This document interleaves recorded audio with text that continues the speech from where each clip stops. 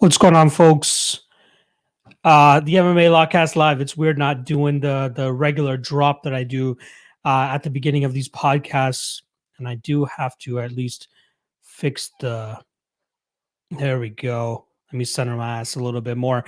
All right, yeah. So this is UFC 260. We're doing a preview for it. The MMA Lotcast Live. So if you guys aren't already aware, what we're going to be doing moving forward is I'll do a live show, which I'm doing right now, and then I'll normally be dropping my regular the MMA Lotcast episodes, the pre-recorded ones where I stitch it all together. Where I do all my breakdowns as soon as I'm done doing the research, and then I upload the breakdowns individually to Patreon, and then come fight week, I stitch it all together and release it as a pre-recorded episode. I'll be doing that moving forward. So my the one that I have for UFC 260 is currently processing in the background, so that will release at some point tonight. And then moving forward, starting in April, I'll be dropping that podcast every Monday, and then I'll be doing the show every Tuesday of fight week as well. So you guys got something to look forward to, so we can actually talk the whole card through.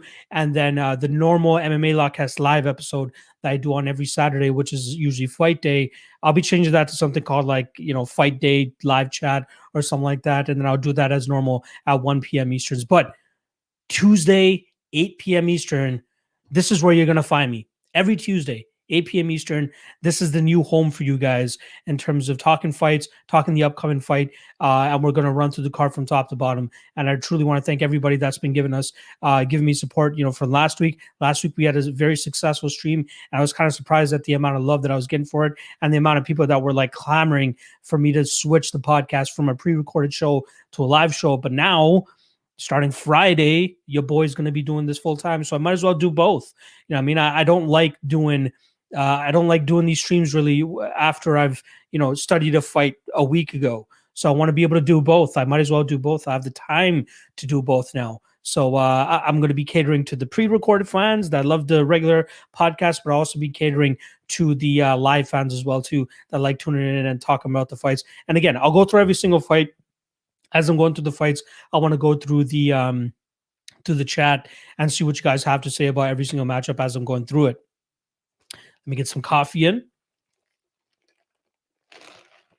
Got me a shaken espresso. Whatever it is, it's given me the energy that I need to get through today. Let's see what the chat is saying first before we get into this. This card, my guy Evo Steph is in the building nice and early. He actually dropped his comment at 6:40. He's saying big money on Stipe. Not bad. Big Joe is saying and still. Kung Dao Chicken is saying, let's go. Rexley is saying lock of the night this week is Woodley. Hell no, Rexley. Brady is saying big odds. Maybe loss of the night for Woodley. Definitely not lock. My guy DXJC is definitely on the button there. I'm here. I just had to get a couple things ready to actually get this going. Pascal Gabal, I think they both have a 50% chance of winning, but the winner's going to make it look easy. Interesting. I think he's talking about the I think you're talking about the Woodley and Luque fight. God damn, let me try to get through these. Don't panic. RS is saying if you don't even take a chance on Stipe at plus money, you're crazy. I think he's onto something right there. My man Evo Steph, yeah, one of them might win, but the other one might win, and then I think one of them will look good. Yeah, you guys are killing me with these questions. Tajik Bey is saying Stipe and Francis is probably a 50-50 fight. Maybe. Evo Steph, Stipe should cut down to middleweight and change the physique and become truly the biggest force of nature the sport has ever seen. Muscle fibers bulging through his skin, knocking out Israel in round one. I think Stipe would have to cut off a leg to make 185. Evo Steph with the sarcasm nice and early here. Edward Bryan is saying, let's do it. Yes, thank you for stopping by. Danny Legs is in the house saying, what up? Appreciate you guys. JB is saying full live breakdown. Yeah, so I'm going to have, again, my pre-recorded podcast that I dropped for you guys where I have, even more in-depth breakdowns in terms of since the matchup is fresh on my mind and I hit record as soon as I'm done researching it. That's what you guys will get on the pre-recorded. And then for these live breakdowns, I'll go through the matchups as best that I can, but I also want to take questions from the chat as well as I'm going through it. Finesse God is saying, what day will the Sao DFS videos come on? That's still going to be Thursday afternoons. our target for that one is always Thursday afternoons. And I think I'm still checking with the boss man, but I think that we're going to be doing the pre-lock show this weekend as well. So I'll have a nice guest coming up to break down UFC 260 pre-lock as well. Big Joe Cleveland in the chat saying what up. Killer G in the house is saying I'm the man. Thank you, buddy. If you don't know, now you know. Tuesday nights, super tight. Yes, this is where you're going to be every Tuesday night. You guys got my dude. You guys got some shit to look forward to. Rasul 1993, thank you for stopping by. Evo stuff who wants Cheyenne buys or lies. Theodoro, don't kill me. Got to put that coffee in a mason jar. Yeah, I know. I'm giving Starbucks some free fucking promo here, eh? Dan, did you already do tape study for all of these? Yes, I have. I literally just finished up actually like an hour before I went live. The actual podcast is processing in the background. Me going live right now is probably slowing it the fuck down, but it is what it is. Biggs Omega, he's like, I got some locks getting that record 100. Okay. This is a tough fight to find some locks, to be honest. Keenan Omar Basic is asking me about Topuria versus Hall. I don't want to get too deep into that because this stream is for 160. I do like Topuria early there, but I'm looking forward to seeing that fight if it actually takes place. C. Andrews 69 is saying falling in and out of love. You always got to drop that. Especially whenever T Wood's fighting. Nick West in the house, some solid spots on Saturday. Ooh, it's a very tricky card. If you have confidence on this card, you got some balls. Elias Theodorovia dancing around the octagon with his long flowing locks. Tim Triano, Stipe Maryland, big love, and getting Stipe by points plus 460, not too bad. Seric123 or Seric123 saying, what's up from Halifax? Thank you for stopping by, buddy. Hope to have you as a regular guest on these Tuesday evening streams that we're going to be doing moving forward. C. Andrew69 saying, poor card from a betting perspective. I agree. Well played. If anybody makes money here, I think I'll sit this one out. I got a couple spots. Obviously, I'll let you guys know as I'm going through the card, but it won't be a heavy card for me either. And Ngannou has been working on his PJJ hard. Okay. Thank you, C. Andrews. I appreciate the love. Chris Heisenbuttel is saying, where's our Marina Rodriguez plus 1200 type lock today, my guy? That one's going to be tough to come across, but hopefully I can uncover something for you guys. Evo Steph, one of the first times I've been here without knowing the card besides the main event. Hashtag and still. Love you, Evo. King Dao Chicken, some good parlays for upcoming events. Usman plus Shevchenko. Yeah. I don't think that this is a great card personally to parlay, but there are some good spots. Matt Hudson's asking if on Morales or Young. I'll let you know as soon as I get to that. Woodley inside the distance plus 650. I'll talk about that as soon as I get to that fight. Biggs Omega, this card was really hard for a dog that I challenged. Got me stressing out trying to find a great shot. I found two. I like waiting for the line to drop on the one before I lock in my bet. Good job for you. Biggs Omega killing it in the Doggo Night Challenge right now. Tim Triano is asking, is Cheyenne out of the headlock yet? Patrick Roy is here to burn and chill. Light him if you got him, gang. I'm going to be doing so after this card finishes up. Marcus Art is saying, what up, Lock? Marion Renault was not a good call. It was not. Especially with her getting her nose broken that second round. I think that truly rattled the fight and the outcome of it. But, good for Renault or Kiasan showing some good improvements there. But I felt like I needed to take the shot on Renault there. I don't regret it at all. That's where we get those solid hits on these Dog of the Night plays. And Gunny and Tajik, y'all better keep it fucking 100 in here. You guys better keep it cordial, per se. All right, let's get into the card. I don't want to waste too much time just going to the chat here. I will go to the chat as I go through every single fight. Again, I'm going to skip over some questions and comments. As long as it pertains to the actual matchup, then I'll address it. But I don't want to get too far off topic here.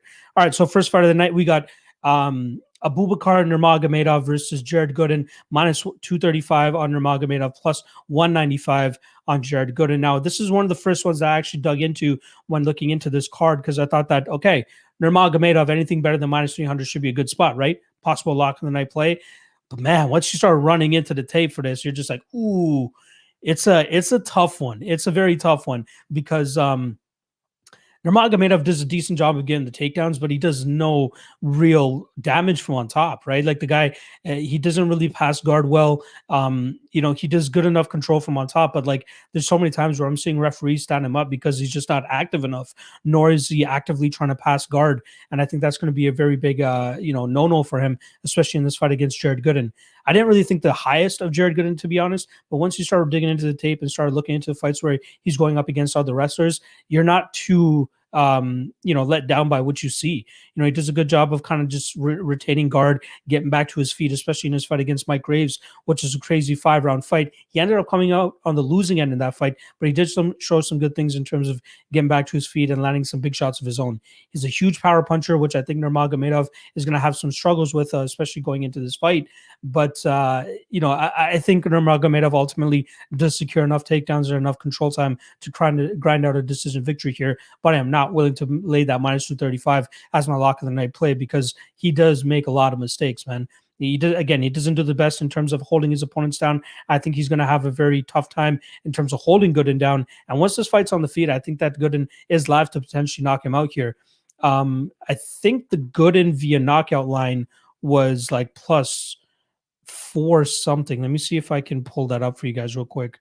Gooden to win by KO is +650. I think there is some solid value there, considering that Abubakar, I think, is going to have trouble dealing with the power of Gooden. Obviously, Gooden will, a lot of people remember Gooden for his fight against Alan Jouban, and Jouban's a great striker, right? That's a tough one where Gooden was coming into the UFC against a veteran like Jouban, and Jouban looked pretty damn good in that fight. Both guys had success, right? Both guys had success in hurting each other and rocking each other and wobbling each other. And I think that Gooden showed some good durability and some good things in there.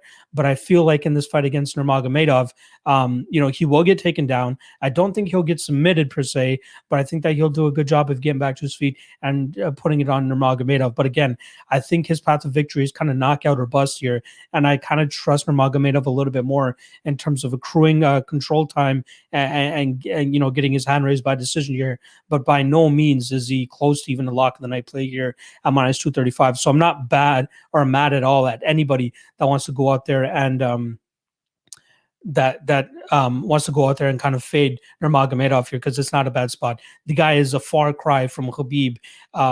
But yeah, this is a tough spot to go out there and back a guy like Nurmagomedov at minus 235. He's always going to be the perennial favorite, right? Like kind of like Sean O'Malley. He's always going to be a heavy under or favorite because he has that Nurmagomedov tax on his odds. So this is a good one where if you have even like an inkling of hope in Gooden, taking that plus 650 for him to win by KO is not a bad spot at all. Let's see what the chat here has to say about this fight.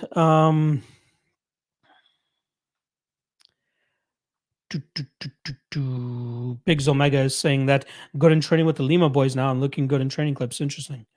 I hope that he's actually working on his takedown defense, or at least his get-ups, right? Accept that you'll get taken down, but work on your get-ups so that you can at least get your hands going and get your striking going.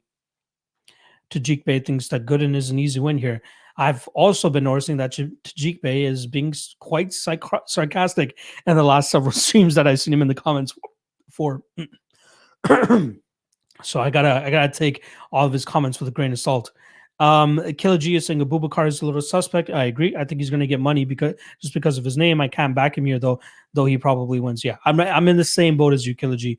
I think he wins, but it's going to be very sketchy. You're going to be sweating it the fuck out. Evo stuff is saying one of the Nurmagomedovs needs to get KO'd soon, man. They can't keep getting away with this. I agree. Hunter Silvers is asking off top of it, fuck the judges and Roman deletes though. That was a close decision. Can't be mad at that. Tio took it as stopping by to say what up. Thank you for stopping by. Kung Dao Chicken is saying fight goes to decision. I'm not the biggest believer in that, to be honest. I think that it's going to be a little bit tough, especially if Gooden is able to keep this fight on the feet. I don't know if Abubakar is going to be able to handle the power that's coming back his way. Evo Steph, I think champs helping other champs to train, defend their belt is back. Can't really explain why it seems shady. I think he's talking about Usman and Ngannou there. It's a whole Wakanda vibe. Gooden scorecards, no action. I like that. Let me see if there's actually a line out on that. Gooden scorecards, no action is plus 160. I think that's a very solid bet. That's a very good bet. Good spot there, buddy. Harman Sarai is saying, cheers to all. Hope you all have a tremendous Tuesday. Yeah, plus 160 is the line for that, brother. Roberto Lopez, Hardly Lima's takedown defense. What's his face? Diego Lima in his last fight against Bilal Muhammad, it looked great, right? Like he's always been a guy that has been easy to take down, but his takedown defense has started to look better, even like his fight against Court McGee, Luke Jamao, and then even most recently with Bilal Muhammad. I think the Lima's takedown defense is pretty good, so he's definitely going to have to work that hard. Alex Ramirez in the house saying, "What up? Thank you for stopping by, brother."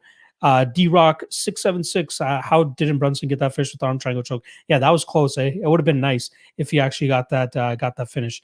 The line is posted on 5 times, I believe it is, on Bet Online. Sorry, it's on Bet Online right now. That's where you can get it. All right, let's move on to the next fight that we got. It's Gillian Robertson versus Miranda Maverick. Plus 140 on Robertson, minus 160 on Maverick. And I'm going to be honest with you guys. I didn't do a breakdown for this one again because I already had one from my previous when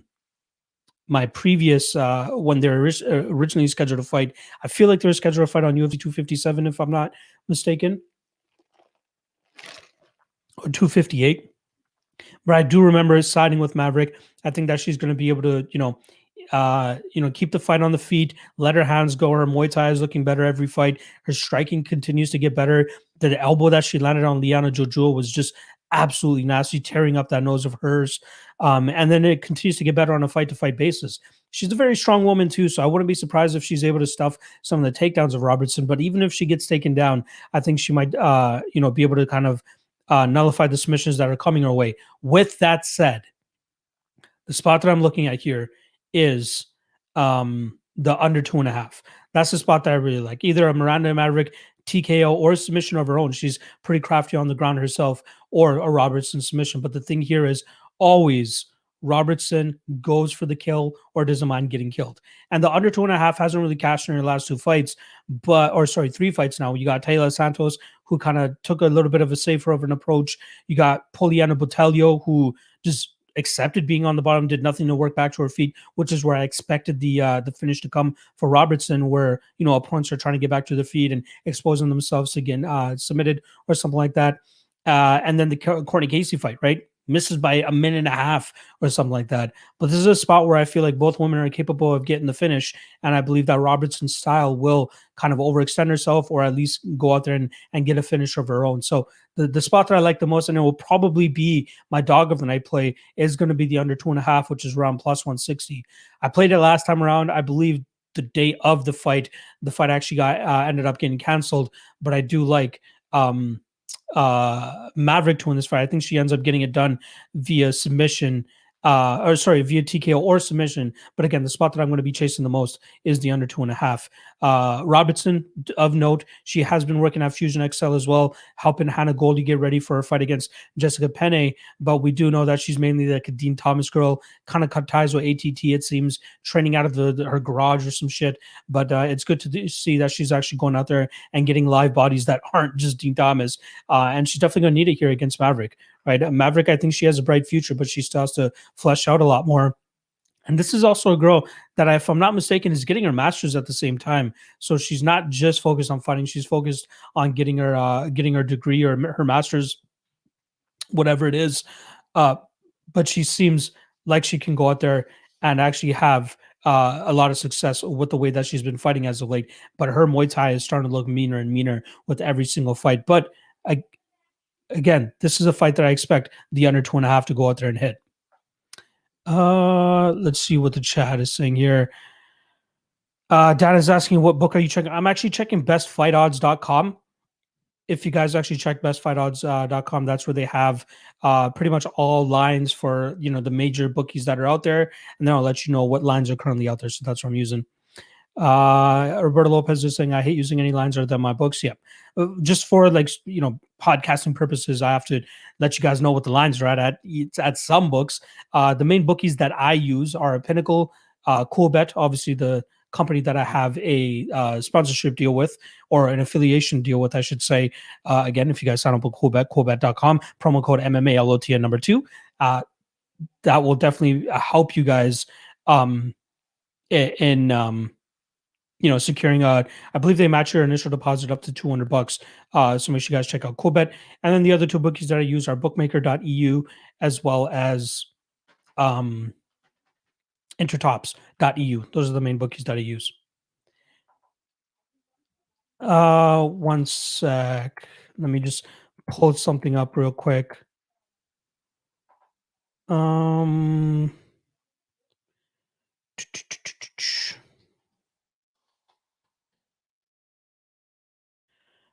all right.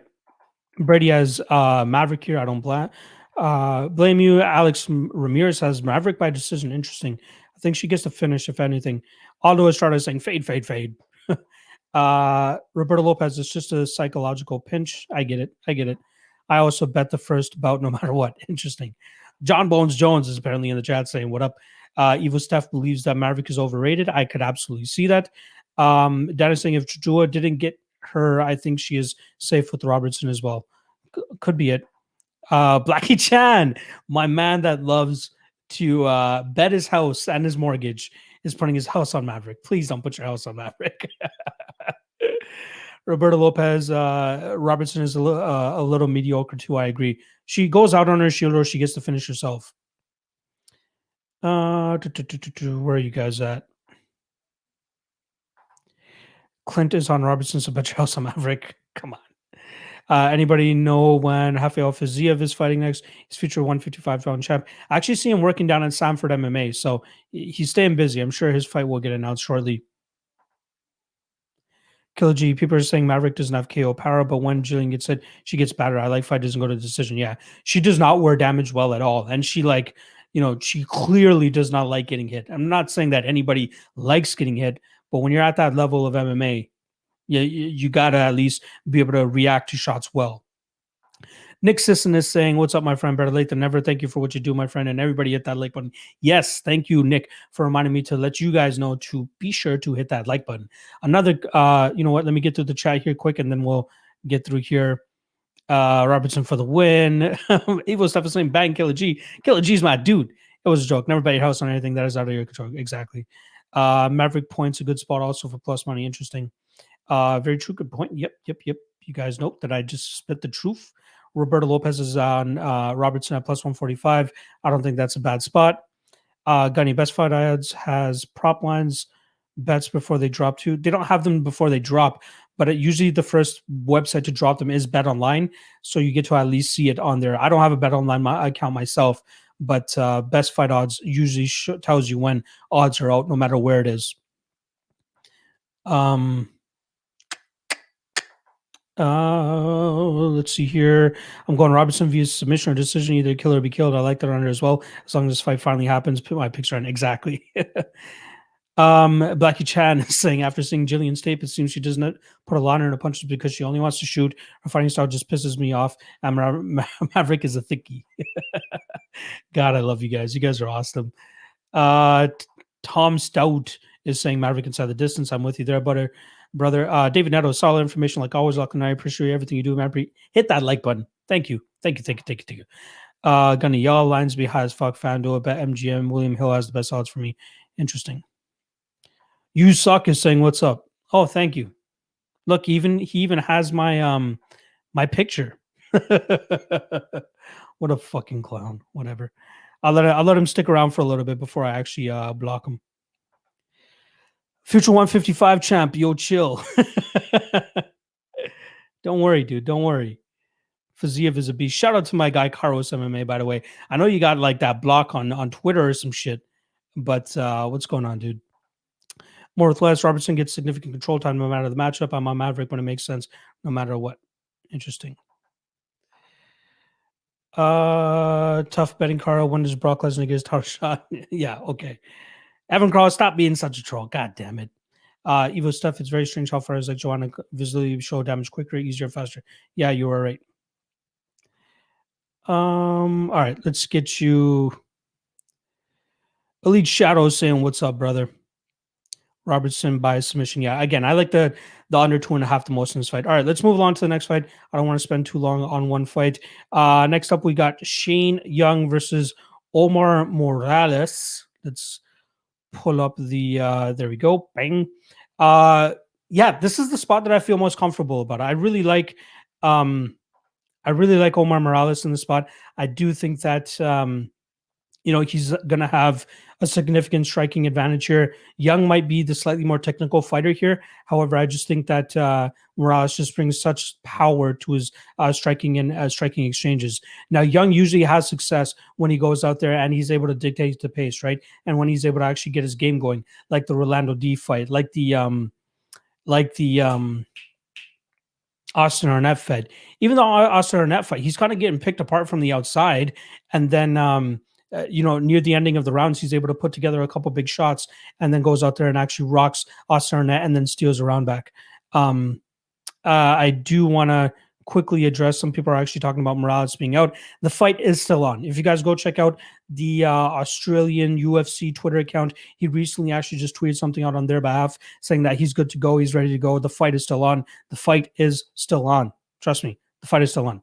I'm not banging on you guys for I wouldn't do this breakdown if I didn't think the fight was on. So yes, the fight is definitely still on. So make sure you guys check that out. All right. But yeah, Morales, I think he's the better striker here. I think he's going to be able to intimidate Young. I think he's going to be able to walk him down. I think he's going to be able to land the bigger shots. Shane Young is just so easy to hit. And I think that Morales could potentially knock him out in this spot. Morales has mainly been a decision fighter in the UFC. He did get that finish on the Contender Series where he was a huge underdog, but he comes in and he shows that his striking style actually works. When he's able to get top control on his opponents like he did against Dong Young Ma, he's able to control them very well, get some good shots from on top, and stay active enough that the referee won't end up standing them up. Whereas Shane Young doesn't seem like the greatest off of his back. Doesn't really have a crazy jiu-jitsu game to really rely on here. And I think that he's really going to struggle with the pace, the power, and the pressure that Morales is going to put on him. I don't think that Young is going to get his shots off like in the Volkanovski fight and the Ledevic Klein fight. You don't see him being the one pushing the pressure, and you see him kind of succumb and just kind of play the waiting game. He's the one waiting on Morales, and that's kind of going to be his downfall here. Whereas I feel like Morales is going to land early and often, and I think it's truly going to cause him some issues. Not to mention that body kick is just a thing of beauty that Morales is able to throw out there and land on a consistent basis. So yeah, at minus 185, I think it's a bit of a steal of a line on Morales, who should be able to go out there and continue to, really put it on Young and really making him a tough, really make it tough on Young to get his game going. Again, Young needs to have his confidence high and have his game going to really go out there and be successful. And I don't think that Morales is going to, let him do that. Now, a lot of people want to bang on that Giga Chikadze fight where it's like, okay, you can't really trust him after that fight because, he lost to Giga Chikadze. But I think a lot of people were just undervaluing Giga and kind of just not giving him the credit that he deserved.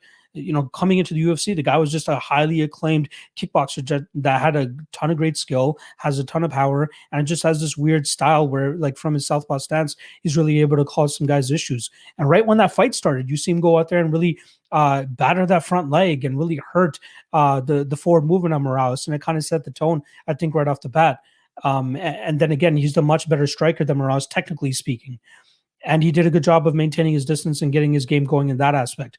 I don't think Young's going to have that success. I think it's going to be very hard for Morales to kind of succumb to any type of pressure that Young might put on him. So I think it's going to be vice versa, with Morales staying in front of his face, landing the big shots, and potentially knocking him out. So I think the best way to look at this is Morales to win this fight by second round KO. I just don't think that Young's chin is there anymore. And I think that Morales has the power to completely expose it. So the fact that we're getting Morales anywhere better than minus 250, I think is a bit of a steal. Now, this line may not be available on most bookies right now, but they will repost it very shortly. They thought the fight was canceled. Everybody thought the fight was canceled, but Young is back in. So just wait, hopefully in the next 24 hours, they're able to put it back up for you guys. But since you guys are joining me live, I'll let you guys know right off the bat. Omar Morales will be my lock of the night play for this weekend. And this is just a fact that you guys are going to be able to get exclusively, because since I'm on a three event winning streak right now, I won't be releasing my picks until I hit another losing event. But we're on a 3 event winning streak right now. So picks will strictly be behind the Patreon paywall, which again, you guys can support your boy $5 a month if you guys hit the link below, and you guys get all the picks right there. Yeah, I got Omar Morales, and I'm going to take him by second round KO. All right, let's see what the chat is saying here. Then we'll move on to the next one. A lot of people questioning whether this fight is actually happening, but it is. I promise you that it is. Rib Lemons is stopping by to say, yo, what's going on, brother? Brandon JK is saying, what up? Thank you for stopping by, brother.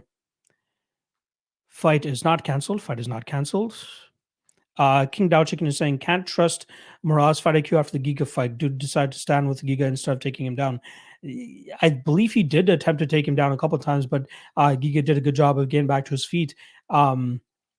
Yeah, and he already by that point, I think he was just compromised. Like the first couple big calf kicks that Giga landed in that fight really took the pop off of the shots of Omar, in my opinion. So, yeah, can't write him off after that one fight. And again, Giga perennially undervalued in his fights. And I just want to give a shout out to my guy Scott Shelvok, who was on Giga, probably the only guy that I saw on Giga that week, and he nailed that fight big. Biggs Omega question: do books that offer 1.5 and 2.5 release for all fights? I'm not 100% sure. They should actually. If one bookie actually offers the 1.5 and 2.5, they should be doing it for every single fight. Roberto Lopez knows what's up. JB saying it looks like it's still on according to Google. Yes, it is. Belt better. Thanks for being live. Thank you, brother. This is me being nitpicky, and I've made mistakes in my life so many times. I believe that your name is supposed to be Bout Better, like I'm a better that bets on bouts. So it's Bettor. I apologize, but I just need to bring that up. I've seen you in a couple other chats, and I'm like, what does he mean by bout better? Like you're better than the bout? But no. I think I know what you're meaning. I think you just accidentally messed up the spelling there, so I just wanted to point that out. Sorry, brother. Evo stuff. The Mustafa TKO was the only time Fiziev has made a sizable marginal error in a fight in years. He's the real deal. I agree. This one's not on my book. It will be on your book very shortly, so just stay tuned for that. Just keep it refreshing, and you'll eventually see it. Dan, I locked in Morales Sunday AM at -170 with main event fight doesn't go to decision and cancel it. Like, yeah, I know they canceled it for a couple people, but I'm sure they'll put it back on. But you'll probably have to bet it again.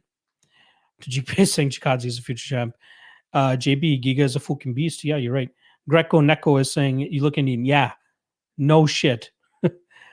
Thank you. You know what? You suck. Later. I gave you the chance. I gave you the chance.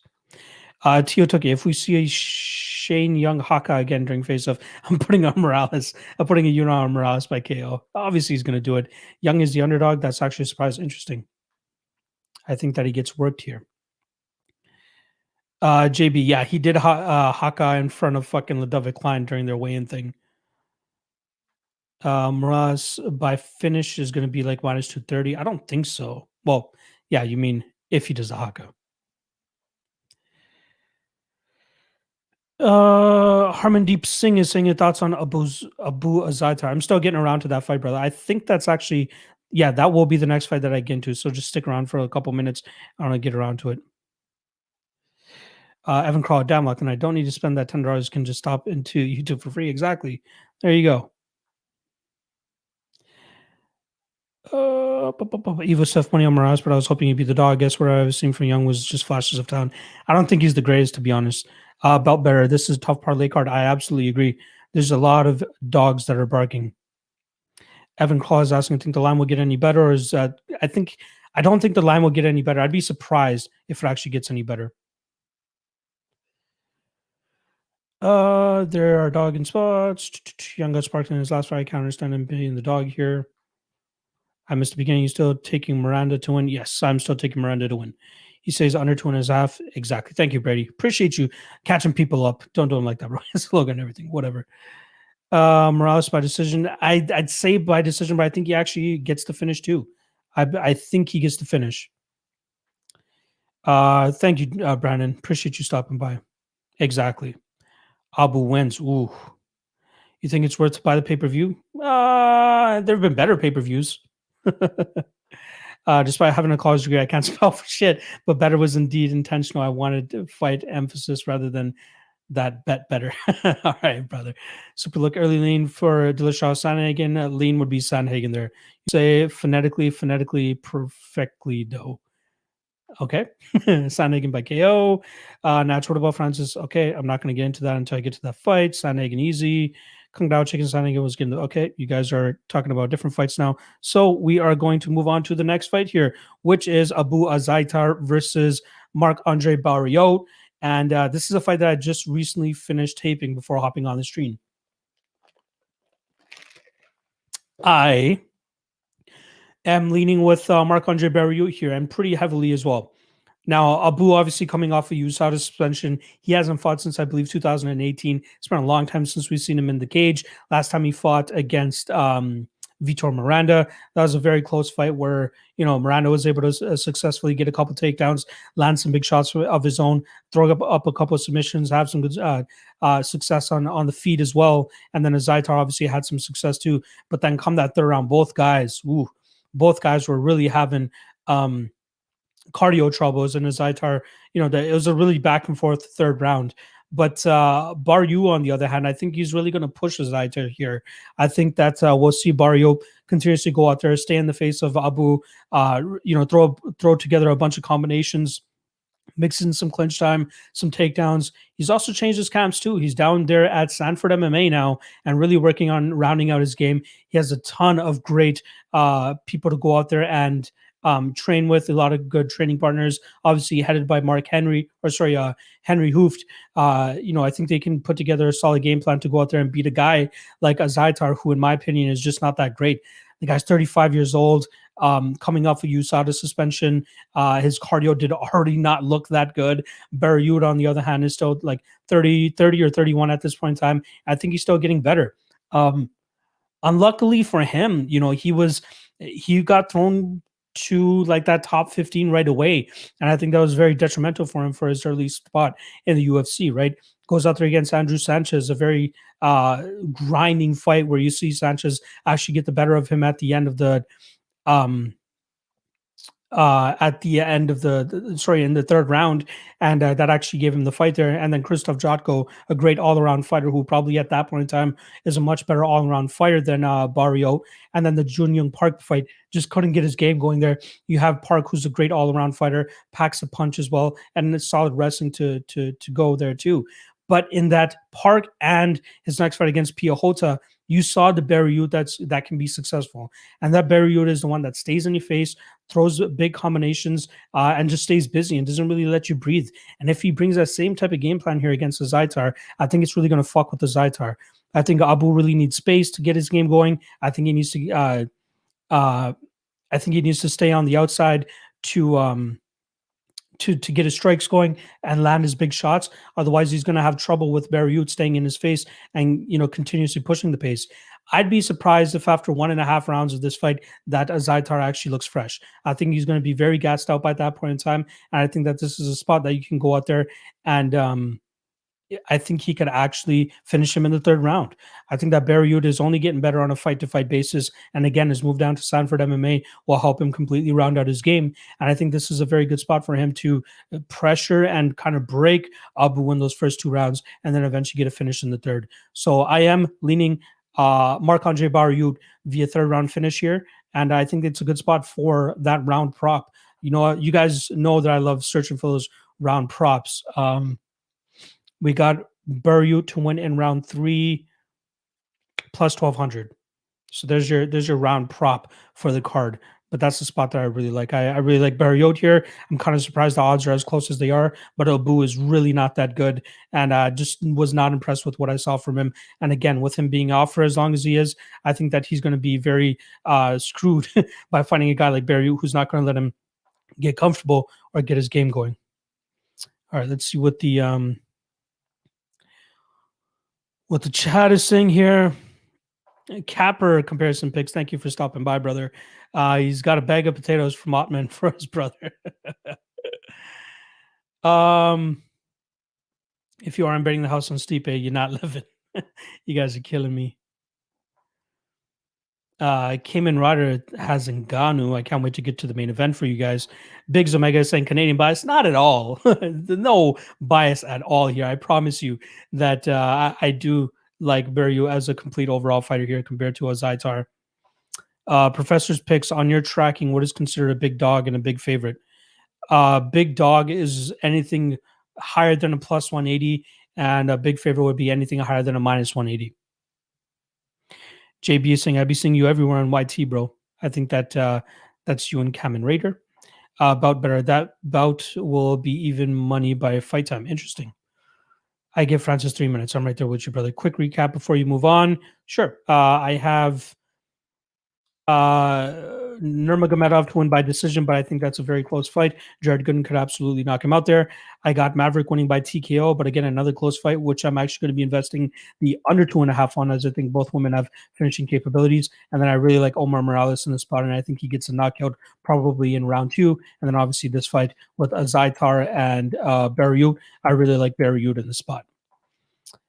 Barriault turned up with dirty urine last fight too, so it's not like only one of these guys is eating potatoes. Yes, good point. Capra comparisons picks. Yeah, Barriault definitely did pop last time as well, but it seemed like Abu was one of those guys that actually relies on it much more heavily than other guys. Let's put it that way.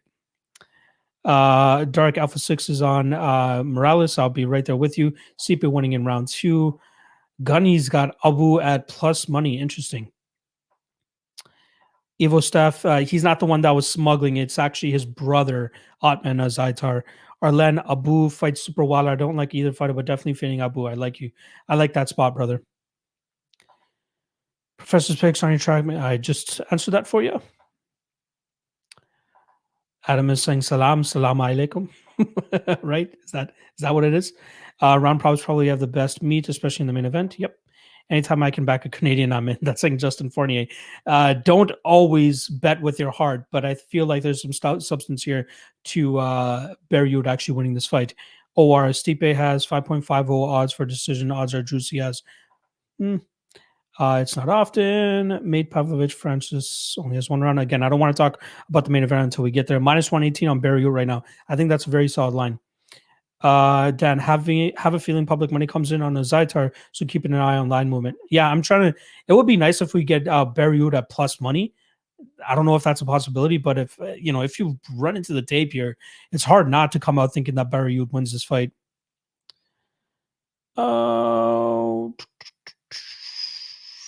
John Moore saying, whenever you disagree, you say interesting, pretty funny. Yeah, it's just a habit. It's just a habit. J-Dog saying, great podcast, definitely one of the best. Thank you, brother. I appreciate that. Joy Conley saying, got a parlay of Sean, Woodley, and Stipe. Good or bad decision? I think that's a bad decision. And you'll hear why as I continue to get through the rest of this card. All right. Next up, we got Jessica Penne versus Hannah Goldy. Minus 120 on Goldy, plus 100 on Penne. Both women coming off of significant layoffs. The last time we saw Jessica Penne, I believe, was April of 2017. And that was capping off her 3-fight losing streak where she had lost to Ioana Jędrzejczyk in Ioana Jędrzejczyk's first ever title defense. Then she goes out there and gets knocked out by Jessica Andrade, and then she loses a decision to Danielle Taylor. And then she's been off for a while, right? She's gotten popped by USADA for a couple things. She's on the sidelines trying to fight that whole ordeal. And she just couldn't get back into the cage. And luckily, here she is coming back against Goldy as well, who hasn't been in the cage since, I believe, 2019 August, where she dropped a decision victory or decision loss to Miranda Granger. And that's a fight where, Granger did a good job of keeping the distance and landing the big shots from the outside, where Goldy, with her 61-inch reach, could not get her big shots off. And she reminds me of like a very poor women's John Lineker, in a sense that she's jacked as shit. She throws a bunch of, big power shots, and she does have a lot of success with that front karate type kick that she has that has no windup. She's able to flick it out there and inflict a solid amount of damage on her opponent's bodies. But outside of that, she doesn't really bring too much else to the table. Right, she's a big jacked woman. She has great, or big, I should say, in terms of at least like dense. Like she's strong as fuck. But she doesn't bring too much to the table outside of just waiting for the opportunity to throw a couple combinations and then get out of the way again. She's usually not even the one that's kind of pushing the pace. She's the one getting the pace pushed on her, and she's the one that has to continuously back up, throw her kick to kind of maintain the distance, or at least come crash forward, land a couple big shots, and then get out. Penny's going to have, I believe, a 5 or 6 inch reach advantage here. She'll only be 1 inch taller than her, but I think that Penny will have a significant grappling advantage. And if she's able to get the fight to the ground, I think she should be able to show off her jiu-jitsu. In the clinch as well, Penne has some very sneaky Muay Thai knees. She's very good at getting that Muay Thai plum and landing, big knees of herself.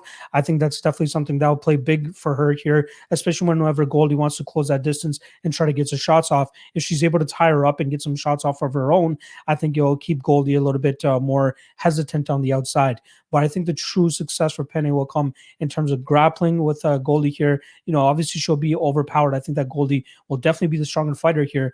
But if Penne is able to find a way to drag this fight to the ground, similar to how Callie Robbins was able to, I think that she'll have some success in that aspect.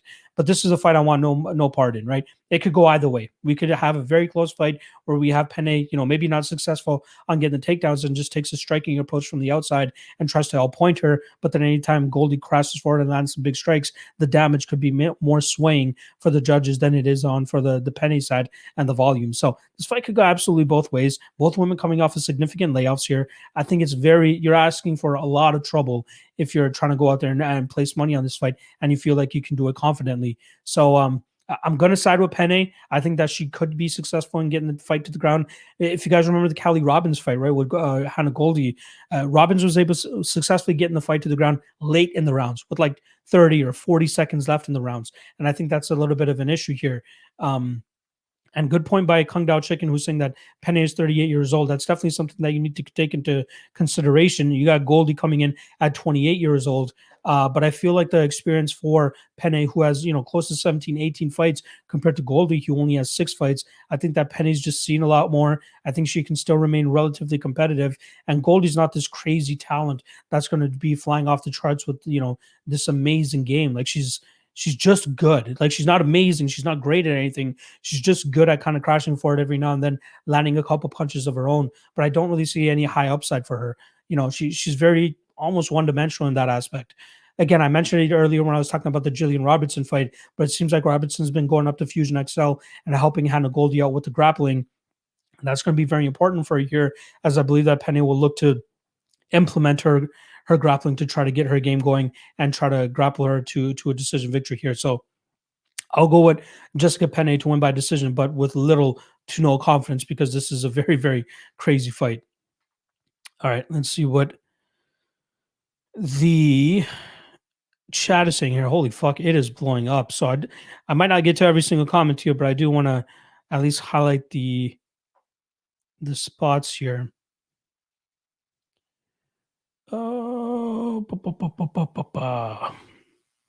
About better things that Barriault will get to plus money. Ken say 9 is saying, how confident are you in Barriault? I'd give him like a 7 out of 10 confidence level. Probably even an 8, to be honest. Brady, Stipe going to try and shoot. Okay. I don't want to talk too much about that fight.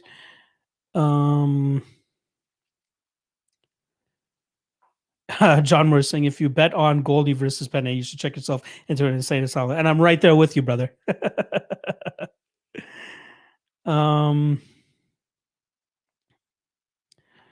Stranger Granger. I love it. Dan, Penne has a dog to Goldy is a mistake by the books. Make them pay for it. Yeah, I'm not willing to go out there and shell out my money for it.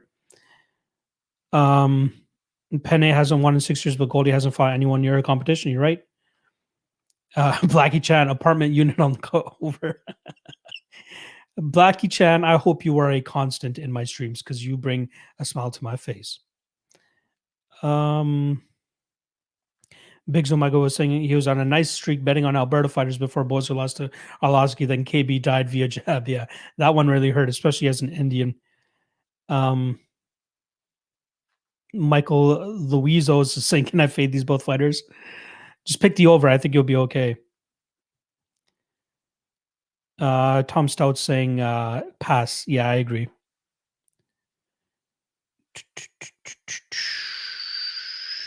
Boob is saying Goldy only in the UFC because of her looks, not because of skill. I'd almost have to agree there. Almost. Brandon JK is saying over or pass. Just get a snack. And I'm right there with you. MMA Kappa NZ is saying, what's up, Lock? Just got here. Congrats on the easy money with Jackson Strader as the under 2.5. Yes, sir. Penne and Goldy both unreliable. I might hammer the goes the distance line. I feel like that's going to be chalky as fuck. Fight goes to decision is minus 265. Not as bad as I thought it would be, actually. I was expecting like minus 350-ish. Oh, Huya is saying he wouldn't mind seeing Goldy make an appearance on Penne's OnlyFans. Don't kill me. About better saying Lachlan, I had the under 2.5 for Tuivasa. I didn't, but I did say if you could get your hands on that, go for it. Penne, yep, you are right. Capra Comparisons pick is saying Penne has a 6-inch reach advantage. You are right there. Danny Lopez is saying Penne got popped by USADA, red flags all over. Yes, you're right. Penne is off the juice. It never even looked like she was on the juice. About Bear is saying Pico Penne. God, I love it. You guys are fucking killing me. Let's see what else the chat is saying here. He's got Barriault, Khama, Michael, Maverick, O'Malley, Stipe looking for who shit my parlay. Michael who? Oh, Michal Oleksiejczuk. Man, I think Khama will potentially bust that. Tio Tucker, can you give a scale from 1 to 10 on how confident you are on all picks as we go? I have a pen and paper ready. Thanks for everything. I'll do my best. Danny Legs is saying the battle of the OnlyFans. Yeah, exactly. All right, let's move on to the next fight here. It seems like I caught up with the chat. Next up, we got Michal Oleksiejczuk versus Modestas Bukauskas. We got minus 145 on Oleksiejczuk and plus 125 on Bukauskas. Now, if I could trust Oleksiejczuk to not look like a complete fish off of his back, I'd be backing him in this spot. Now, Bukauskas is mainly a striker that he likes to use his length and his strength and his power to kind of just outstrike his opponents by maintaining his distance and landing some big kicks, some knees, and even some elbows. But he is also a purple belt in jiu-jitsu, so we know he has that in his back pocket if he wants to bring that to the forefront. And I feel like his coaches would be absolute dog shit crazy if they didn't go into this fight with a game plan of taking this fight to the ground and trying to submit or at least overwhelm Oleksiejczuk on the ground, because Oleksiejczuk does not look good off of his back. Now, in the striking realm, he's going to be at a height disadvantage of about 3 inches, and I believe reach as well at about a 3 or 4 inch reach disadvantage there. But the style of Oleksiejczuk, similar to a Marc-Andre Barriault, which is stay in your face, constant pressure, constant movement, dig to the body as often as possible, and then wait for the hands to come down and then start going to the head. His first round against Ovince St. Preux was a thing of beauty. And then in that second round, OSP's like, oh, I can take this guy down if I want to, and he proceeds to do exactly that. Gets the Von Preux choke and chokes him out that way. Jimmy Crute wanted no part of the striking, goes for the takedown pretty much immediately, and eventually locks up a Kimura submission and gets the finish there. But Oleksiejczuk, as long as he's on the feet, he's able to do some serious damage. Watch the Gian Vellante fight. Watch the Gadzimurad Antagula fight. He's going out there and just putting the pressure on these guys. Even the Khalil Roundtree fight. Comes into that fight as a plus 300 underdog. Comes out there and springs the upset because his boxing is just amazing, right? The guy just moves so well. He's able to put his combinations together very well, and he keeps his opponent on the back foot, which is very important. Bukauskas, you have to kind of lean on him to go out there and try to get the takedown. That's not really his approach. That's not really his game. How successful is he going to be able to do that? And if he is successful in doing so, is he going to be able to keep Oleksiejczuk down? Jimmy Crute, albeit did get a Kimura victory in his fight against Oleksiejczuk, he did struggle to kind of get him down. Like, he really had to work to get the takedown. Oleksiejczuk kept getting back to his feet. And then, we see them eventually settle on the feet. Jimmy Crute throws a combination out there. And then Oleksiejczuk's like, oh, we're finally oh, no, I get taken down. Because Jimmy Crute set up that takedown so well after a combination that Oleksiejczuk was not expecting it. And then a beautiful double leg from Jimmy Crute gets the fight to the ground. And then it eventually works for that Kimura submission. Bukauskas, again, a purple belt. I'm not sure how comfortable he truly is on the ground, but I feel like if he didn't take that approach here to get ready for this fight, I think he's going to be in a bunch of trouble. So I do like I'm still going to take Oleksiejczuk to win this fight. I think he does a good enough job of getting back to his feet or keeping it on the feet and really pressuring Bukauskas, keeping him on the back foot. And hopefully he's been in the wrestling room for the majority of this camp, because his hands already look good. Stop working on your hands, dude. Start working on your grappling, your defensive grappling, because if you're able to keep fights on the feet, you're going to be an absolute force in this 205-pound division, because nobody And I mean, nobody works the body as good as Oleksiejczuk does. And again, it shows in most of his fights. So if he's able to do that, I think he should be able to kind of keep this fight on the ground, on the feet, really start to keep Bukauskas on his back foot and really overwhelm him with the strikes. So I do like Oleksiejczuk to win this fight. I'll take him to win via first or second round KO, but I just can't trust him until I see him shore up his until I see him, one, shore up his takedown defense, and two, just even shore up his ground game, because that's going to be a huge red flag, especially for anybody, like a Jimmy Crute that has a sustainable ground game. Again, Bukauskas, purple belt, not 100% sure if that's going to be the way that he chases this fight, but I think he'd have to fire his coaches if he doesn't actually take this fight to the ground. Again, Oleksiejczuk, I believe he popped for steroids after that Khalil Roundtree fight, and we haven't seen him go the full 15 minutes. And he did seem to show a little bit of cardio issues in that second round against Ovin St. Preux. But man, St. Preux is a big dude to deal with in the grappling in those clinch situations, and that possibly could have taken it out of him too. But luckily for Oleksiejczuk here, I think he could potentially knock out Bukauskas within the first 2 rounds or so. But I do like Oleksiejczuk to win this fight via KO first or second round. All right, let's see what the chat is saying here. Oh, in terms of confidence rating on Oleksiejczuk, I'll say a 6. I'll say a 6, to be honest. Again, it all depends on the approach that Bukauskas takes here.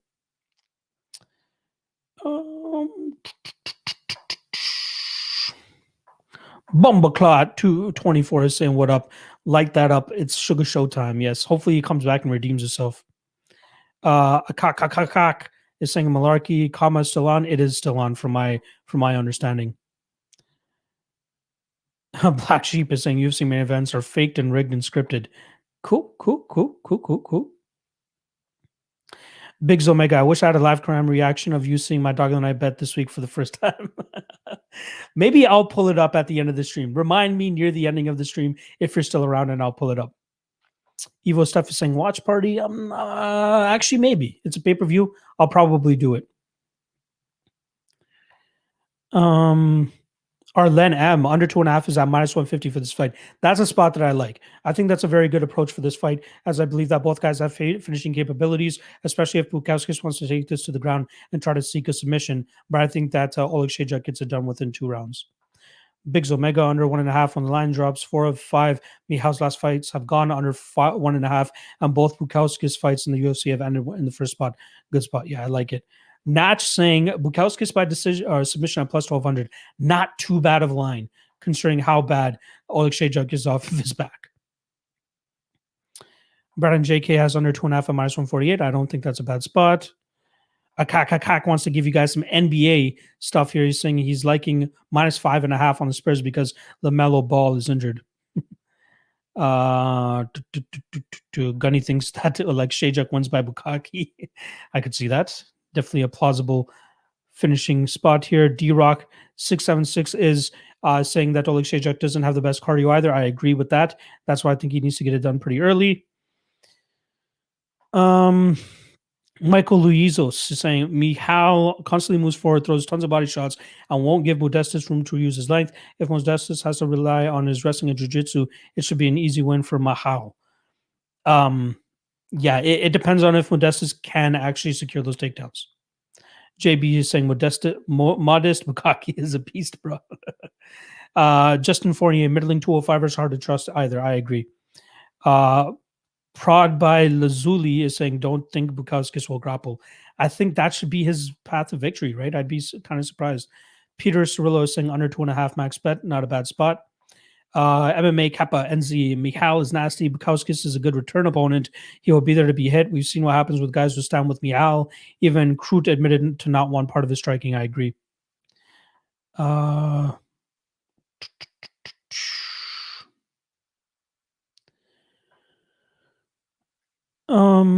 Peter Sirlo is saying, you think we'll see a couple late fights added? I think it's already too late. Like, it's Tuesday of fight week, right? I'd be surprised if we see any other fights added. Matt Reed is asking, would you like to see added to this card? I don't think anybody else is going to be added, to be honest. They had Anthony Burchak ready to go in case Shane Young wasn't able to compete, but by all accounts, it doesn't look like Burchak is fighting either. Daniel Pankiewicz. I'm assuming that you're Polish. Oleg winning in second round. Poland 3-0 in last 3 fights. Going 4-0. Xander B. Locke, really enjoy your work. How do you feel about... Oh, that guy is just... Let's not talk about that guy. That guy's something. Let's just say that. If you do a watch party and Ngannou wins, I'll drop 50 in chat when Stipe head hits the canvas. All right. Then I'll do the chat. Then I'll do the live watch. Regardless, I'll probably do the live watch anyway. Daniel Adkins, if Khabib ended up fighting GSP within this year, who you got? Got to go with Khabib, but that's a fight that I just really don't give a fuck about seeing, to be honest. If Khabib ended up fighting, yep, you already asked that. Ty Drucken just picked up Stipe and Garner to end via no contest eye poke at plus 5,000. Go for it. Go for it. Modestas is a third degree PGJ red belt. Always thank you for that, Tajikpe. Thank you. I come for the future. Michal round 1 plus O'Malley round 1 plus Ngannou round 1. My guy at Nabin, NABN, has Sixers -4 as the lock of the night. So if you guys are looking for some NBA action, go for that. Also, don't trust this guy. That's all I'm going to say. Don't trust this guy.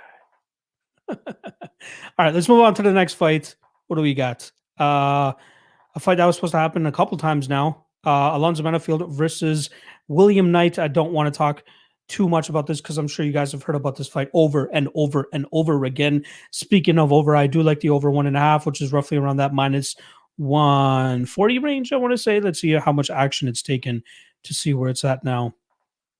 Over 1.5 is -150. So yeah, that's considering that we have 2 power punches here, that's a little bit too much for me to kind of throw out there.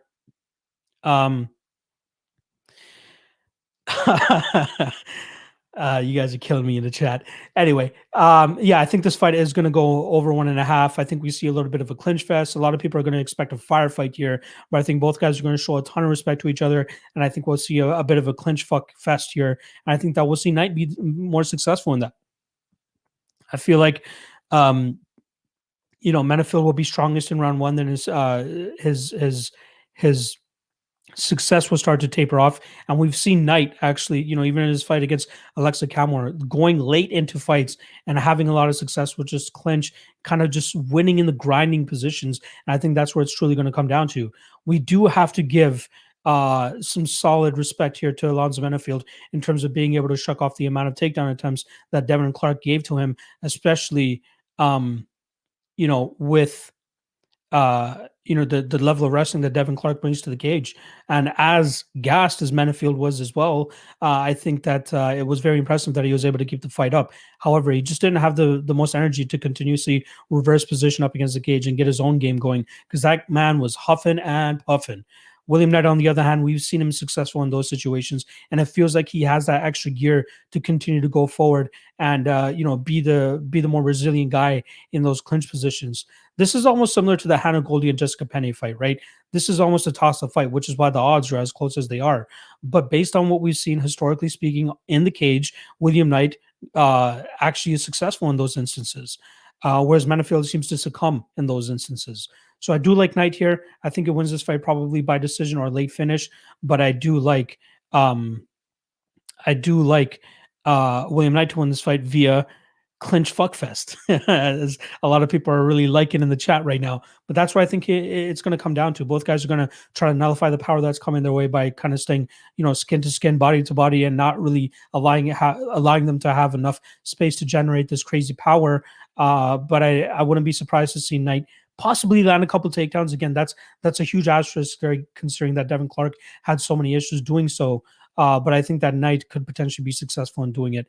But regardless, even if it doesn't end up being takedowns, I think that Knight will be successful in pushing this fight up against the cage and accruing a ton of control time. So I'll go at Knight here. The over 1.5 is not too bad of a spot either. I wish we were getting a little bit of a better odds on it. But I do like William Knight to win this fight via decision. All right, let's see what the chat's saying here. About Better is saying, lock of the night is primo. Thank you, brother. I appreciate it. Gunny saying, yeah, we don't fuck with fraud ass. Yeah, thank you. You're right. You're right. You're right. Who you got between Chandler and Oliveira? Again, Daniel, I apologize for not really answering these questions. This stream is specifically for UFC 260. I usually do a bunch of other different streams where you can ask questions like that, but I don't want to get too far off the topic. Danny Legs is giving me the giggles for my little comment on our buddy old pal. Bill's Mafia has night by decision, and I can't say I hate that. Tajik Bey thinks that this fight ends in a no contest.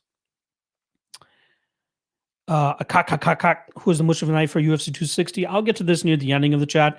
I'll give you guys about 10-15 minutes at the end of the stream to give me these like overall general questions. I do want to get to this stream fight by fight first. Dan thinks Menifield gets a 10-8 in round 1 and then gets destroyed. MMA Genie thinks that it's 4 days till Knight gets slumped. Interesting. Gunny's liking that clinch fuckfest. Love you for that. Xander B is saying, why would Menifield have too much respect for that bum's awful striking? They got power. At the end of the day, they got power. MMA Kappa, the MMA Genie is correct. Will's too stumpy and will be there to be hit with the bomb by Alonzo. Let's fought far better competition.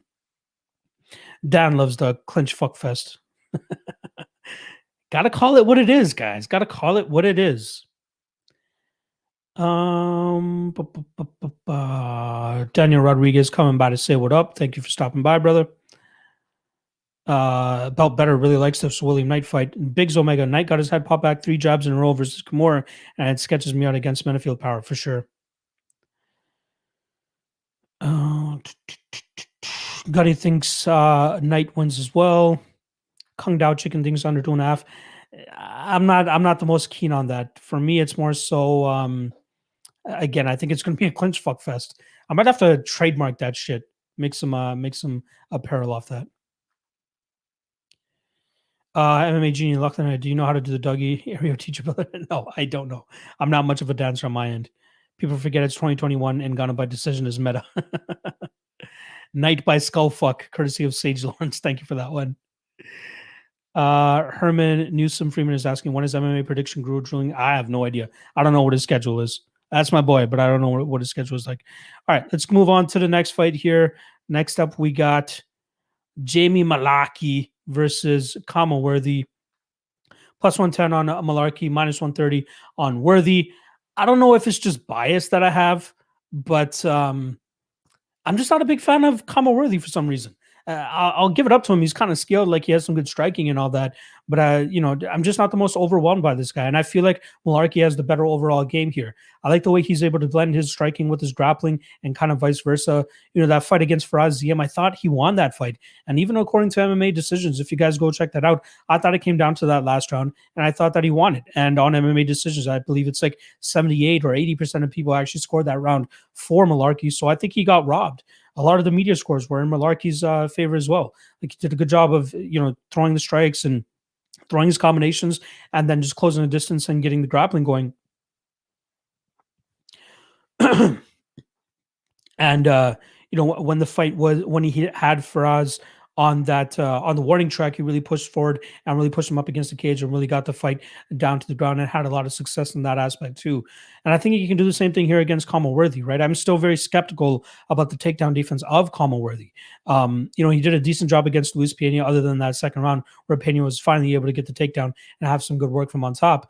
But like if you look at his regional fights, even his last 2 before coming to the UFC, he's giving up takedowns to guys that are much less proven than guys like Jamie Mullarkey and Luis Pena.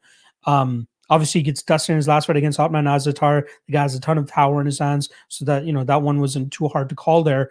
But I think that Mullarkey could definitely mix it up on Worthy a lot here, and I think that Mullarkey has some pretty good durability. He's been finished twice on the regional scene, but he took a hell of a beating from Brad Riddell and still kept on chugging forward, landing takedowns even while being hurt.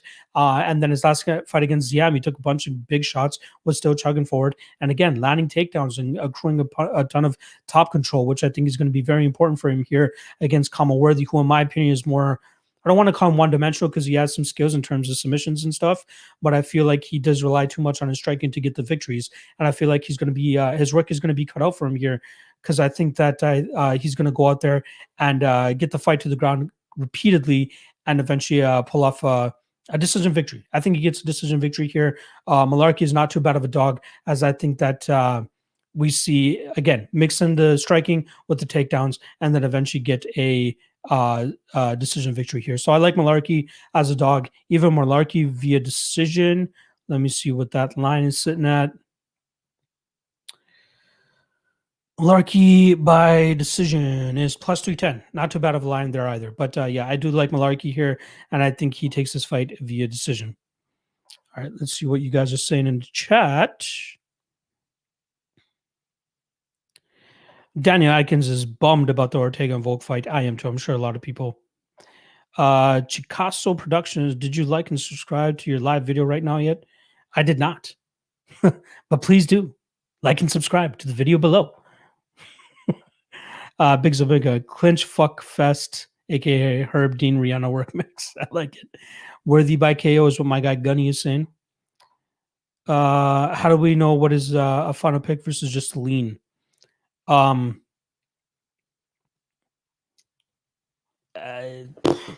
Again, these are all of my final picks, but they're not converting into actual bets unless I say it is.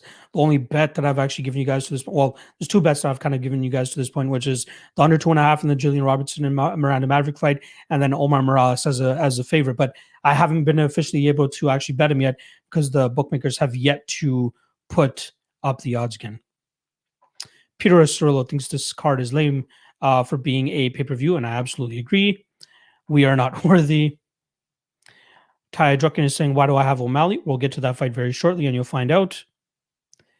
Aldo is trying to saying, when they clinch a lot against the fence, I call it a queef fest.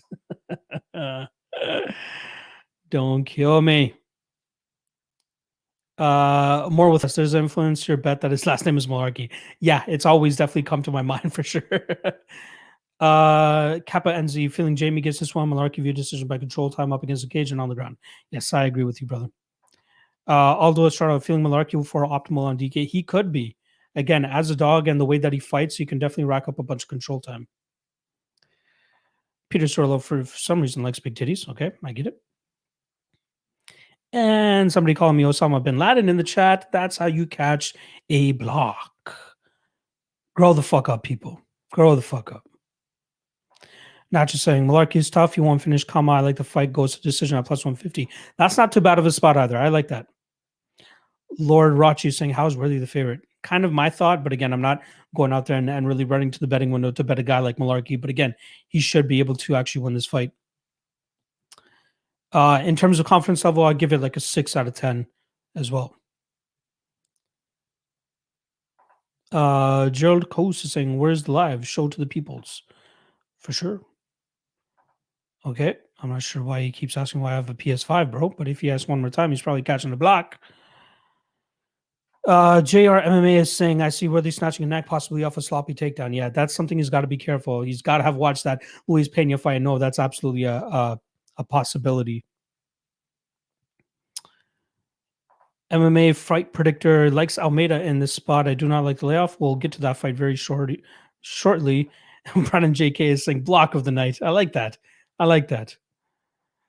Sage Lawrence is saying, man, forget y'all. Thank you, brother. Did you already talk about Sean O'Malley fight? No, I will be getting to that fight very shortly. BOTN, thank you for that one. Oh, look who it is. Our best friend. That's a fucking con artist. You getting blocked, bro. I'm so close to releasing a absolute shit show on that guy if he continues to call my name. I can't believe you guys are getting faked out by a fucking felon. That's all I gotta say. Let's get back to get on track here. Do you think a leaner Stipe will make it against Ngannou? Yeah, I do like that. Again, we'll get there very close. Why do people overlook Bellator and just look at UFC? Well, again, I'm going to be doing this full time as of next week, and I'll start doing Bellator breakdowns as well too. So that's something that you guys can look forward to. All right, Nanand, you out of here. Parlay King is no longer in the building because that guy's a fraud piece of shit. Although it's started saying Mullarkey has been training at City Kickboxing, I hope he's still getting time in with Dan Kelly too, because that judo will definitely help him in getting this fight to the ground. Raheem is saying, what he do? He's a fraud. Search up his name. My guy, Daniel Rodriguez, you still in here? Put that guy's name out. Google that guy's name and see that you guys are getting fucking fooled by this guy talking completely out of his ass. And Brandon JK is saying, F that goon. Exactly. Random boy is saying, Osama bin Laden, how original, grow the fuck up. Thank you, random boy. Thank you. I'll step in the cage with this dude tonight. Daniel Rodriguez wants me to release a documentary on him. Why would I give him shine on my channel? Fuck that guy. If people are going to continue to get duped by him, it's on them. Thank you. Thank you, guys. I'm glad that you guys are I'm glad that you guys understand what kind of a fucking joke that guy was. MMA Fight Predictor is saying, good content, bro. You and Softic are great. Thank you, brother. That's my brother right there. Peter Sirlo, next Bellator. I believe they have like 4 events in April. There you go. Google this name, and you guys will know all you need to know about our good old buddy, old pal, Mr. Parlay King. I'll leave that up a little bit longer so you guys have the chance to go and hit the Google on this guy.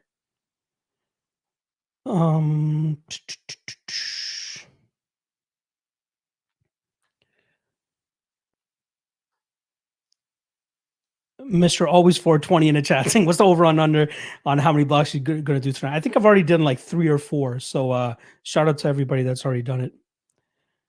Galactic Warlord as another block. Big up, D-Rod. Bro, I was on a plane with you. I'd be uncomfortable. Thank you. You give me one more bad comment on, you're getting the fuck out of here. That's all I'm saying. Lord Rachi saying you've earned a new sub. I don't know how, but thank you. Espitia Familia is saying, hey, bro, thanks for doing this. Appreciate it. Great job. Thank you, buddy. Acai Fueled Mountaineer, thanks. Glad to see you in the chat, man. Yes, the trolls are definitely out tonight. These guys are fucking out here. Oh, not just the past. Guy's still talking out of his ass. That's all I'm saying. And Jared Siegler saying he paid $10 to see a doc of how. Yeah, it's already out there. That's all I'm going to say. Don't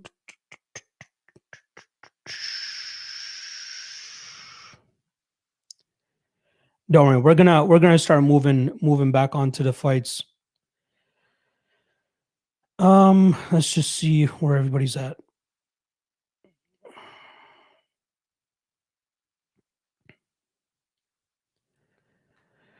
No worries, Sage. I got you, brother.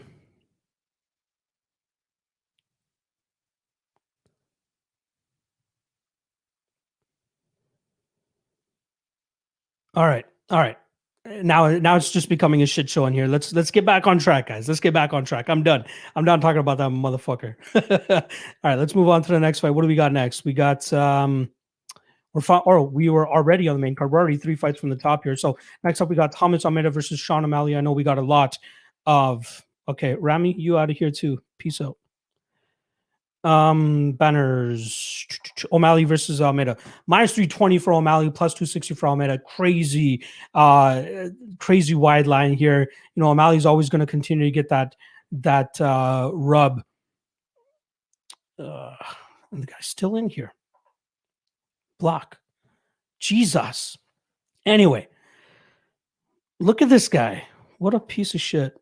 Get the fuck out of here. Okay. O'Malley, yeah, coming back obviously after that weird Marlon Vera fight where he got his leg checked or some shit like that. You know, he was looking good early in that fight, right? Marlon Vera is normally a very slow starter where he's able to just go out there and kind of gauge what his opponent is doing, and then he goes out there and you know, starts getting his game going a little bit like halfway through the first round or usually into the second round. But O'Malley, you know, was looking really good up until that point where Marlon Vera noticed that his leg was getting fucked up. And then after that happened, Marlon Vera really started to put it on him, and then O'Malley started to concede position, and we truly started to see Marlon come on and then get the finish. But as much as we want to hate on O'Malley from everything outside of the cage, right? He does a really good job of using his distance, using his kicks, using his strikes and his power to really intimidate his opponents. That's why guys like Jose Alberto Quinones were just like, hurting before they even were already beaten before they even get into the cage. Like you just couldn't get anything going against O'Malley that night. Here against Almeida, I feel like Almeida is probably the hardest or second hardest opponent that O'Malley has to go up against. But that's if we get like 80 or 85% of Almeida that we've seen from in the past, right? We see an Almeida who, if you guys remember him from like the days that I used to headline cards and he was like the talk of the town and all that shit, he was a very solid fighter. Great Muay Thai, has a lot of great kicks as well. But we didn't really get to see too much of that in his fight against Jonathan Martinez. Martinez did a really good job of kind of keeping him on the outside. And it seemed like, if you guys remember why Almeida was off because he was, his eye, I believe he had multiple eye surgeries where he was trying to get that corrected. And it seemed like this was the first time he was taking legitimate shots to it. And he just couldn't comfortably close the distance. And Martinez was truly able to go out there and, and establish his range and get his striking going off. So he didn't really see the best Almeida that night. Now let's give him the benefit of the doubt, right? Long layoff, invasive surgery to his eye and all that type of shit. Maybe he comes back looking a little bit better here against O'Malley. Not to mention, this fight's back at 135 pounds for Almeida. That previous fight he took at 145 pounds, but I also believe that Martinez was obviously coming up a weight class too in that fight. But I feel like now that he's back at 135, maybe he's going to have to be a little bit more disciplined, and he sees the approach that he needs to take here against O'Malley, which is just attack that lead leg as much as possible, and hopefully cause some issues for O'Malley. And these leg kick things aren't like issues for O'Malley, not just in his last fight or even his Sukumtat fight. If you guys go back and watch like his regional fights, he's had similar situations where he's been carried out of the cage too, right? So this is like a chronic issue with O'Malley. And I'm not sure how you can comfortably go out there and back a guy at minus 320 with those type of issues. So that's something that a lot of people are going to need to worry about when you're looking into this fight. Personally, I'm going to pass on both sides here. But what I would like to kind of approach is the fight doesn't go to decision. It's around minus 185, and I think both guys have a ton of upside in terms of getting a finish here.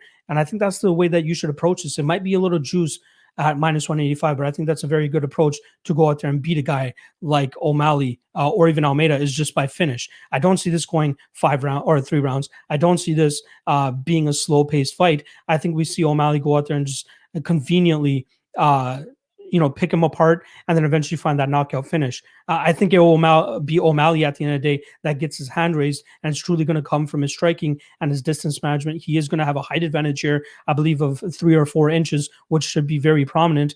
And I believe his kicks, his ability to keep his opponent on the outside is going to be a huge issue here for Almeida.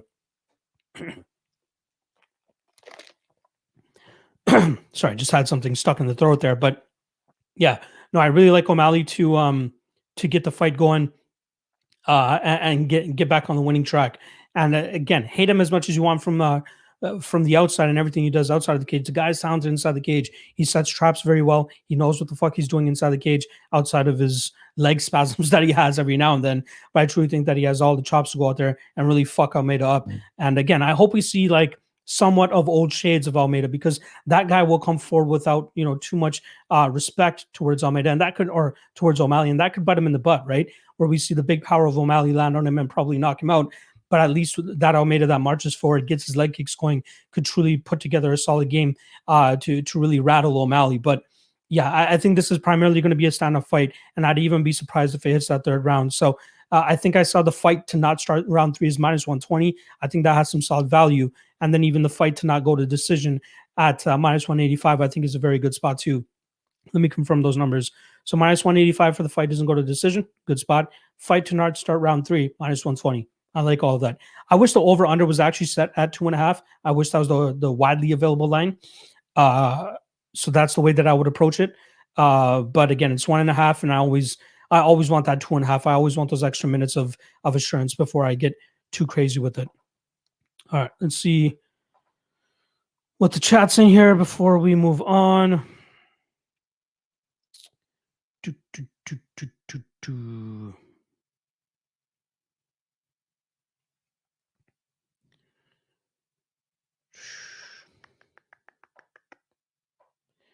Gunther Buck is saying Almeida hasn't been the same since the Garbrandt fight. O'Malley's going to get the KO for sure.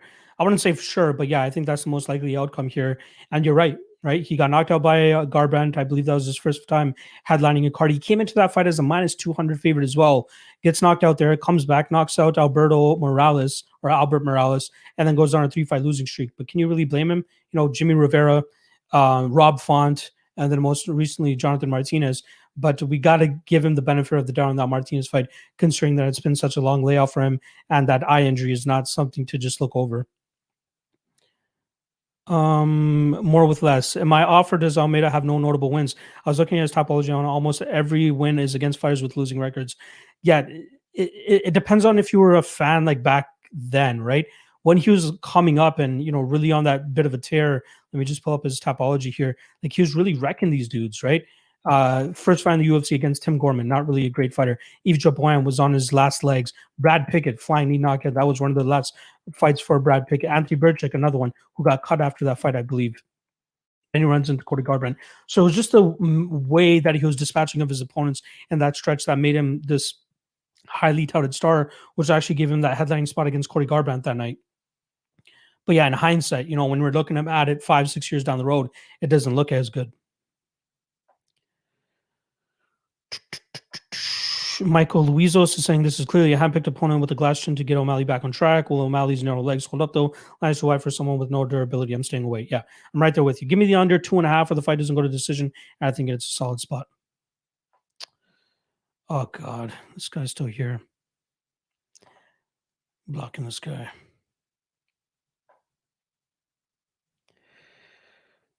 This guy's such a clown. Fuck. Where are you guys here?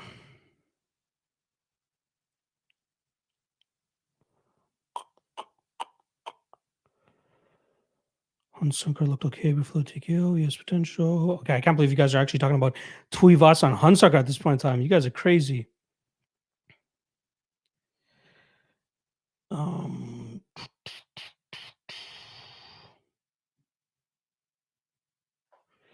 Okay, Akaka, you out of here too.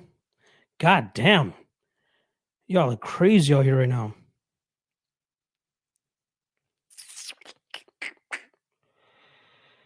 I'm getting to the main event very shortly.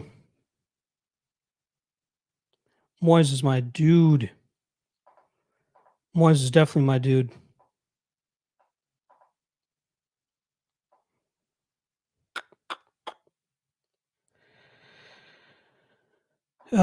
Yep, I'm done talking. I'm done talking about him. I've already said what I need to say. I'm done.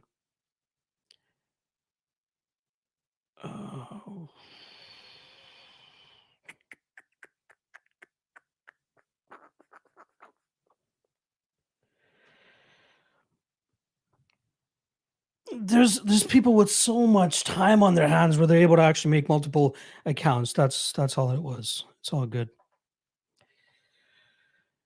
All right, let's get back to this. I'm done talking about this dude. Next up, we got Tyron Woodley against Vicente Luque.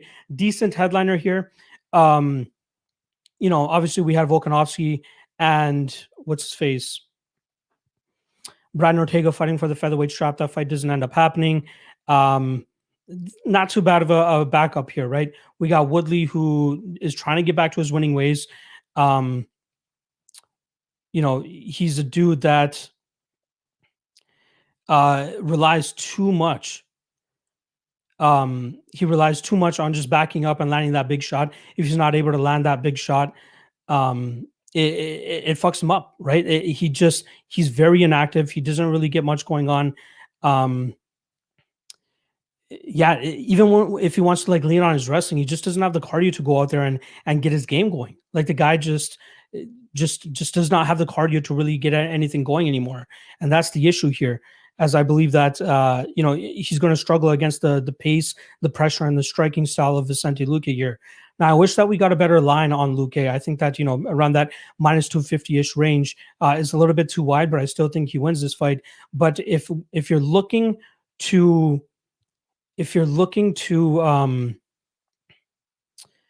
hedge with Woodley here, I saw his KO line at plus 600, which is, I think, his only way to win this fight. Now, Luque's never been finished. Luque's never been I think he's only been dropped twice in his UFC career, never been finished though by strikes or anything like that. And I feel like that's a little bit of his issue. I like Woodley to I like sorry, I'm just rattled right now. Either way, let's get back to this. Again, I wish we were getting a better line on Luque here, as I think that he does get, pull away with the decision victory. Let's see what the decision prop is here. Well, they don't have a decision line. Great, that's awesome. Let me refresh it. Yep, you still don't have a decision line. That's great. Or sorry, they do have a decision line. I meant to say the KO line. Decision line plus 155 for Luque. Not too shabby. I think that's the best way that he wins this fight, is just continue to put the pressure on Woodley.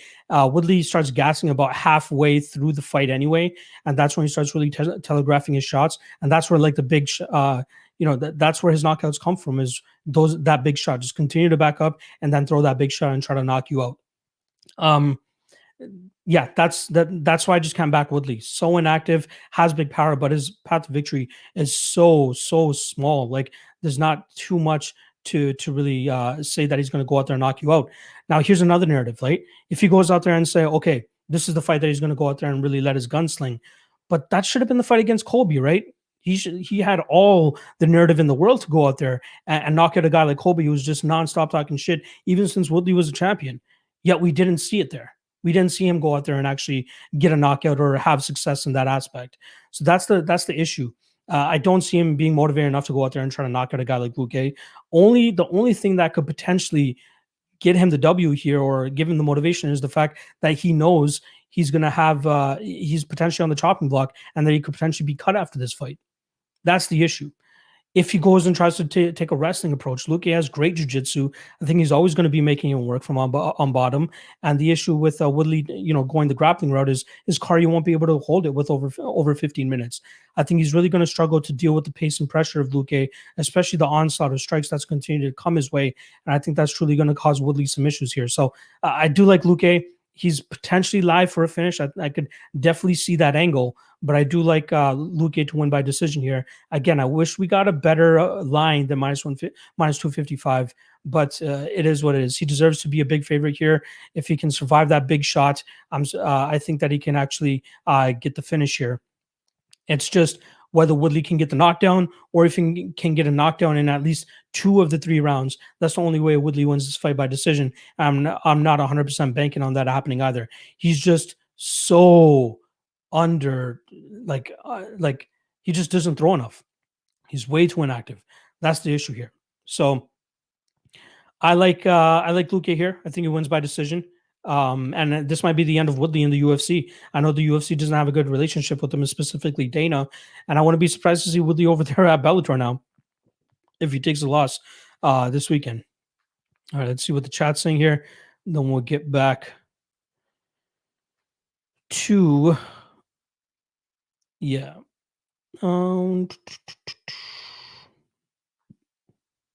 Brady's saying, after Woodley Lewis 3 in a row, how does he get co-main? Yeah. He's the only guy with a name, especially after that title fight drops out. He's the only one. Jared Siegler is saying Woodley hasn't looked the same since the staph infection. Good point. I'm going out there and saying that Woodley is like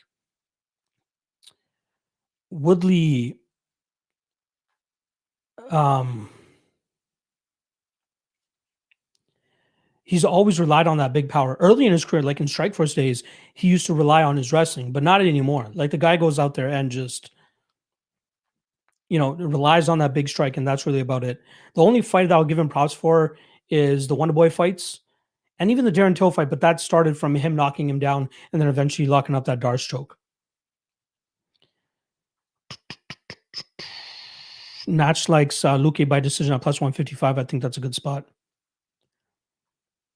More with less. The only thing stopping me from going big on Luque is that I find it hard to believe that Woodley is so self-unaware as to lose 4 fights in a row in the same way. Yeah, but each fight is a different stylistic matchup, right? That's the difference here. Max is putting his house on Luque. I'd hedge a little bit with Woodley by KO. Alex Broussard is saying, sadly, if Woodley loses this one, he will get cut. And I agree. 4 straight losses. It's not like he has the best relationship with the UFC either. Professor's Picks is saying T Wood's career is on the line. Do we see a scary Woodley? What is scary Woodley, right? Does he land that knockout bomb? That's all that matters. Gunther Buck has Luque by KO. I can absolutely see that. Danny Lopez, Woodley has looked bad against the top of the division. Luque has looked good against Perry. I don't know, might be a pass for me. Again, it's just Woodley's fighting style, man. He's just back up, and then throw a big punch. If it doesn't land, repeat. That's all it is.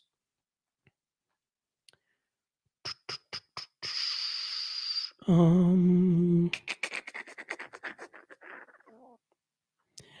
Rachi is saying Woodley makes me sleepy. Yeah, you're right.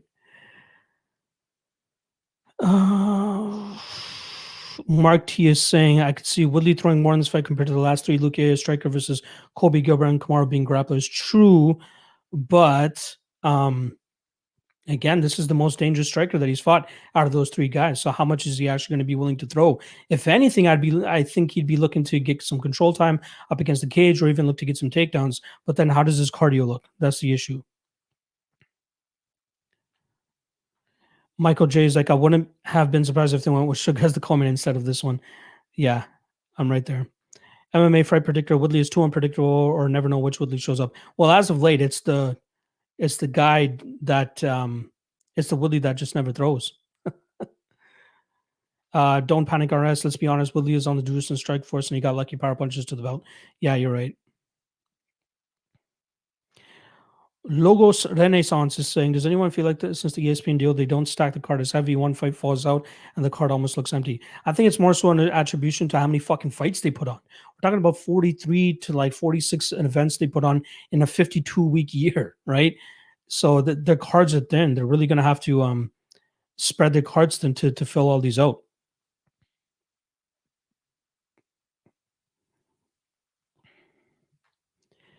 Peter Sorlo saying price keeps cruising on Luque. Again, if you're looking to bet Woodley, bet him by KO. I just don't see how he wins this fight by decision. Mystic Sosa in the house. Thank you for stopping by. They can't be trolling here without Mystic Sosa. Please don't troll. We don't need any more trolls in this life. Or in this stream, I should say. I just realized there's one in one of my plays. I've been talking hell shit. God damn. You might want to hedge out of that a little bit.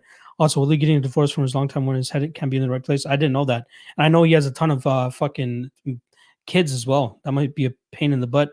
Also, what beard oil do you use? I don't know the name of it, but I definitely do use an oil of some sort. Dan is saying Woodley has taken so much heat for his style, he might actually go out for it here. Why not? True. Again, this could be the fight where he actually goes for it. But again, how well will his cardio do? That's the issue. Lord Rachi is saying my wild card pick of the night is Luque by sub. I think that's very live. I think that is live. Marty, classic Woodley will back up to the defense and counter with an overhand. Now the counter has been missing. Yeah, true. Logan Renaissance, this is the last question I'll take, and I'll get to the main event here. True, but I feel like the whole strategy of throwing everyone on the same card worked well because so many fights fall through, you can reschedule. Yeah, you're right. What was the last big card? I think 259 was pretty stacked from top to bottom, right? It's every couple months that we get a truly stacked card. But I would rather have fights every other weekend or every weekend than have one stacked card or something like that. So I don't really mind it. All right, let's get to the main event that we got. Stipe Miocic coming in as a plus 100 dog to Francis Ngannou minus 120 favorite. If you guys remember the first time they were scheduled, Francis Ngannou was a minus 170 favorite. Big, favorite money on him there, and he ends up shitting the bed. He had some good spots in that fight against Miocic in that first round where he was actually landing some good shots, maybe not his best shots, but he was still landing some shots. Miocic not wobbled once, it seemed like. Continue to come forward. Sorry,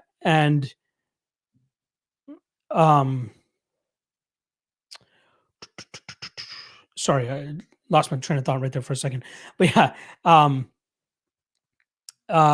yeah, he took the biggest shots from Francis Ngannou and still kept on chugging, and he did a really good job with like his head movement. Right, there's a lot of clips out there on Twitter right now where you see him just evading all the big shots of Ngannou, and that was truly what set him apart from the rest of Ngannou's opponents, who just either were trying to counter strike like Jairzinho Rosa strike, who just kept moving backwards in a straight line and then just throwing shots. And Francis was taking those shots on the chin, but still throwing his big shots. Luckily for Francis, he just has such this death touch that it would truly cost most of his opponents some issues.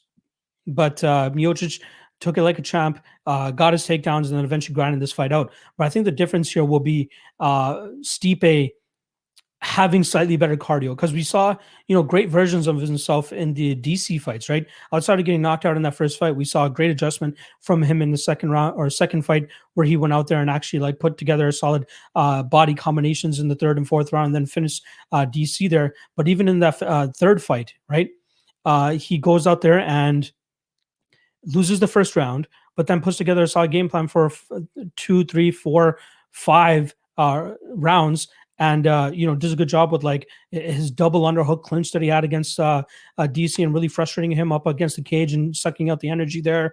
There was a weird eye poke as well that really fucked things up for DC, I think, after that third round. But I'm not saying just because of that eye poke, which is why Stipe won, but we saw solid work from Stipe all around, where his boxing looked crisp, his wrestling looked good, his clinch looked good, everything looked good about him, and his cardio looked great too. And I think that's a huge part, especially going into this fight with Ngannou, right?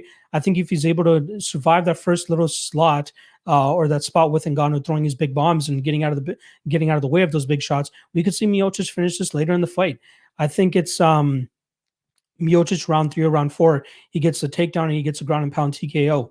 I'm not sure how much you can truly bank on Ngannou, fixing his cardio. Is he going to come out here and look to like jab his way to getting his big shots? No. The guy's still going to go out there and just have these big shots and throw out these big strikes and try to knock his opponents out, right? The difference between this fight and the last fight is that Ngannou is no longer with that Francis Ferdinand guy, I think the guy's name was, from France. Now he's with Eric Nicksick. He's been at Extreme Couture for a couple of years now. And the only real difference that we've seen from his game is that like he threw a couple leg kicks against Junior Dos Santos and then got his game done still with his big strikes.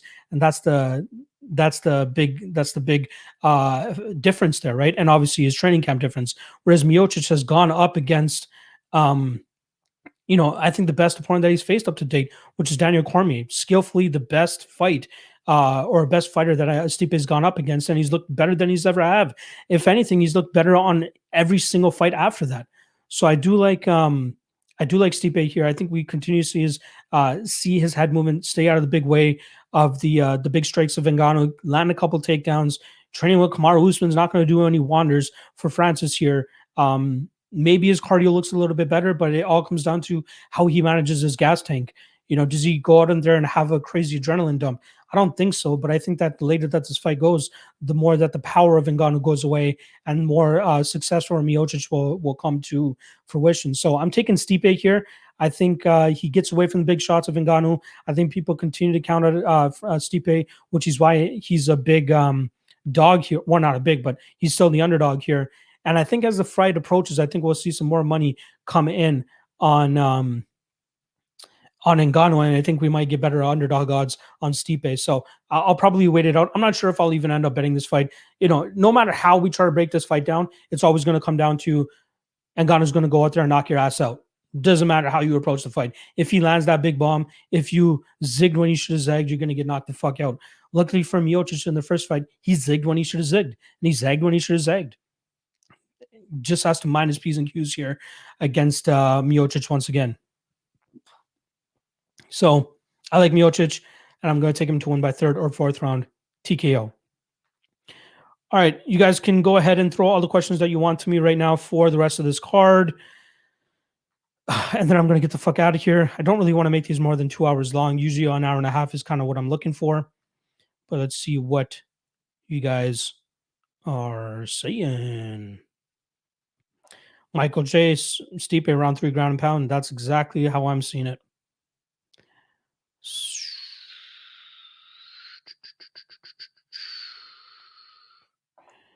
Logos Renaissance. Do you think the odds are going to swing towards Stipe being the favorite on fight night? Because I see a lot of people are talking about betting on Stipe. I feel like the money will come in on Francis, but again, my line predictions suck. I'm not the greatest at line predictions. I'll absolutely admit that to you guys. I feel like the money will come in on Francis, but I'm not 100% sure. I'm not even going to touch those N-word things that you guys are saying. Mike Made is saying Ngannou low-key got the best chin in the UFC. Yeah, I don't think that people are just willing to go out there. Stipe landed probably the cleanest shots on him, and he just kept on chugging forward, right? So, yeah, I think you're absolutely right there. Danny Lopez, Ngannou at minus 120 is hard not to play well will be a while before we see that again. I don't know. I think you're leaving money on the table if you take Ngannou straight. I think the way that you approach it is kind of like the Tyron Woodley approach.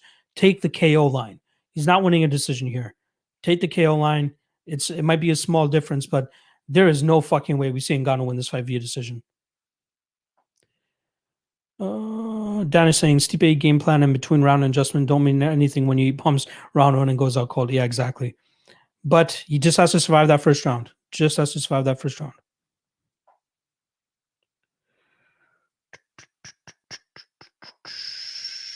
Like a pot is saying, Stipe is going to sleep. No doubt about it. Again, Ngannou is not good. He just has great power. Power we've never seen in the cage before. His style or his technique is not good at all. But he can put you out if he wants to. Like a pot thinks he's going to rule the heavyweight division for a while. Could happen. Brady says, way I see Francis was gassed out for 4 rounds and Stipe could not finish him. I think Stipe's cardio has gotten better, to be honest. Again, he's looked great in the DC fights. And yeah, I think that we'll see Stipe finish him this time around. Hunter Silvers is saying, y'all think Ngannou would beat DC too, huh? Ngannou was swinging punches all of his last fight. Y'all got to wake up and save your mind. Stipe or pass. Yeah. Right there. Oh,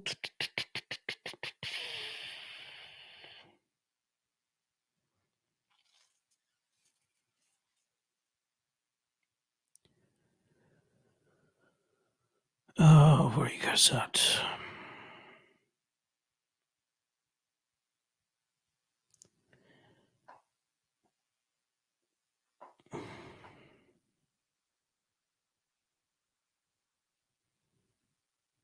Natch is saying, what about Francis and the pedicure manicure stat?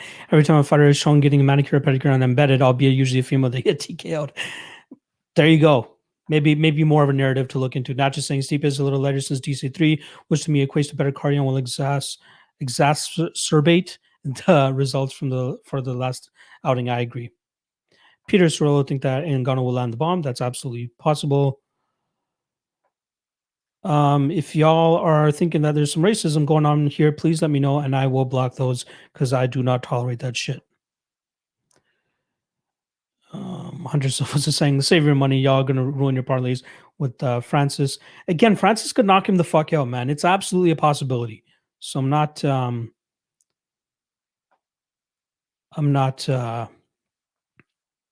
against that. Danny Craig is saying thoughts on Menifield by decision prop. I believe it goes to a decision. I do favor Knight, to be honest, but we'll see how it goes. Just take the go to decision prop here. I mean, I think that's the best way to go about it.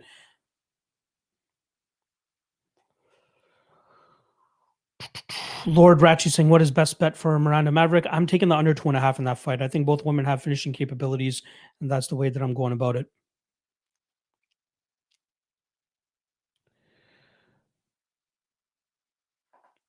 Gunny saying, bro, what the fuck are your laws in Canada? Someone got charged with excessive force for defending himself with a kitchen knife against a burglar. Oh, the first I've ever heard about that. Aspitia family is saying, I like Stipe, Almeida, Gillian parlay. That is a ballsy parlay. Good luck with that one, brother. J-Dog is saying, why do you think the UFC doesn't change style of gloves to avoid eye pokes? I think they're trying to work on it, but they just can't come up with they can't engineer a glove. There's obviously that one that Trevor Whitman has, but the issue there is that the UFC wants to patent it and just have it strictly for their promotions. They won't allow Onyx, which is that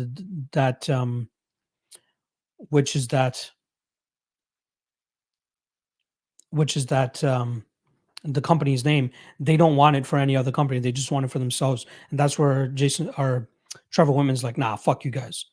So I think they need to bring in those Onyx gloves. Otherwise, it's never going to change. PayPal money DFS is saying, what kind of question is that for a betting channel? I can talk about all MMA. I'm just not all about the fucking I'm just not all about the bets. I'm a human, my man.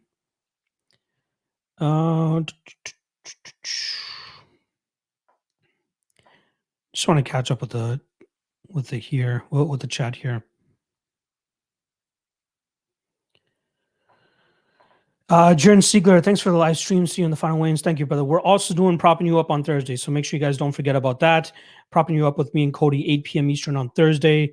That's always a great fucking stream, so make sure you guys check that out.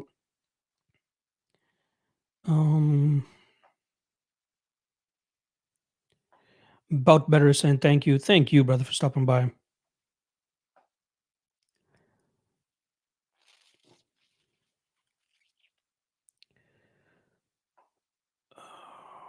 Max Whitebear saying, fuck the trolls. Trust me, I've had a good portion of them.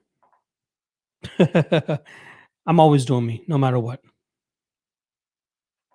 Bob Bear saying, I'm stoked I have other angles. Hope to be as good as you and yours. I'm not the greatest. I'll 100% admit that. And there's other people that don't have the balls to admit that. I know I'm not the greatest, but I know I have some damn good reads. So hopefully they're able to translate into some bucks for you guys.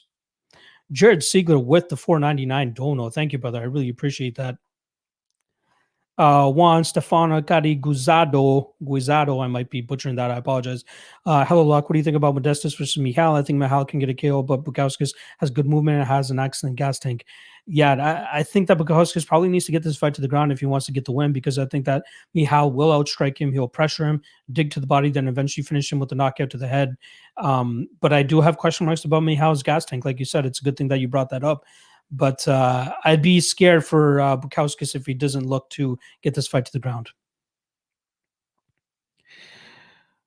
Oh, Espito, thanks for coming out. See you on your next show. Thank you, brother. Thanks for, if you guys haven't already, please do hit that like. That definitely helps your boy out.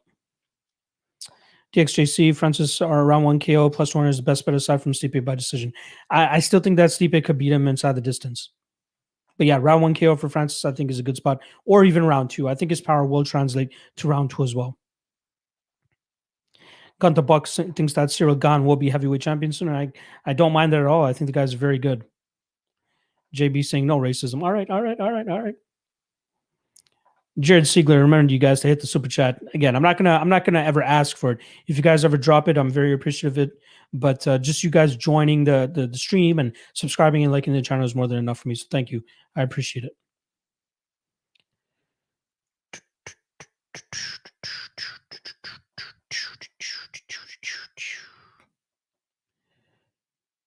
Just want to catch up to the stream here.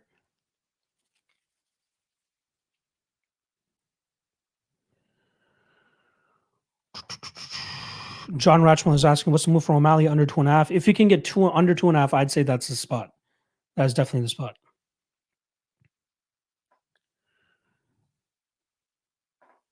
Dasher Hunter saying, if Ngannou loses, who should he fight next? Lewis, Gane, or Volkov? I wouldn't mind seeing the Gane fight, to be honest. That's a good test for Gane to see if he can pass that. Again, skill-wise, I think he absolutely blows Francis out of the water, but it's all about if he can stay away from the big power of Francis. And he's able to do that against Jairzinho. So the next step up is Francis Ngannou. Let's see if he can do it.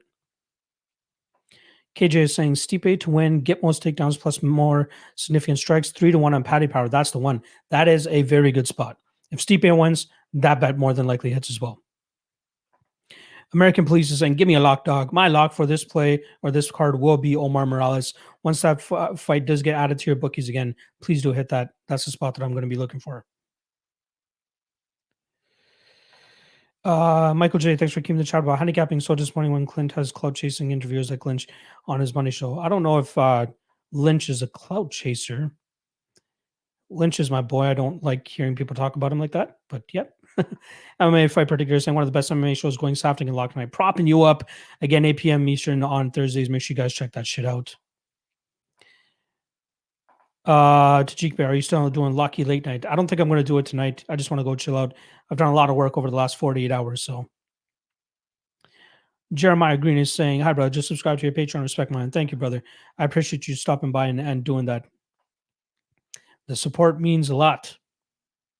Dan says, to be clear, I'm the greatest. I'm sure you are. Evo stuff is saying I was a big Almeida fan back in like 2015-ish. If he somehow pulls off the TKO, I cry. Yeah, that would be a great that would be a great comeback story if he's actually able to get the finish. Martian is saying, what is the best betting website? It all depends on where you are in the world because you have access to different spots. Again, the spots that I use are Pinnacle, Coolbet, Intertops, and Bookmaker, and I'm up here in Canada. Gun to Buck is saying, what's the fight of the night pick? If it lasts at least a round and a half, I got to say O'Malley versus Almeida. I think that fight's going to be absolutely bonkers. That should be a great fucking fight. Yeah, or even Robertson versus Maverick. I think that could be a high-paced fight. MMA Lad is stopping by. He's saying, yo, man, what's up? Just dropping in to tell you to put your house on Willie by devastating KO round 3. I'm coming back next week to collect my commission. All right, good luck. Alex Broussard, Fernand Lopez is a really good coach. But Gon is more suitable for his coaching style. Yes, that's the guy. I don't know why I said Francis Ferdinand. Isn't that the guy that got shot for like World War I or something like that? About better. I'm decent with gambling and improving. It's the online verbal analysis thing where you are elite. Thank you, brother. It took me a long time. I was never a good, again, I still don't think I'm a great articulator with my vocabulary, but I'm definitely working on it. And being in front of the camera as much as I am, it gives me more confidence and allows me to be more comfortable. And that's why I've gotten to this point after fucking 3.5 years of doing this thing. So repetition, and consistency. That's all that's going to help you. Michael J is saying, I wish I could like this video 2 times, Lock. You're the best. Thank you, brother. I appreciate you. 95 likes. Damn, I didn't realize we were that big. Who you was saying, I'll pay you to stop making those noises. I don't know what noises you're talking about, but okay. John Rachma saying, greasy moneyline parlay for this week. This is, speaking of parlays, this is not the card that you want to be parlaying. It's a very tough card to parlay. Don't bank heavy money on this. I'll say, just for fuck's sake, let's go Luque, Morales, Oleksiejczuk, and Barriault. So Barriault, Oleksiejczuk, Morales, and Luque. 4-fight parlay. Again, no real confidence in that. Parlays do not win long term. That's all I gotta say.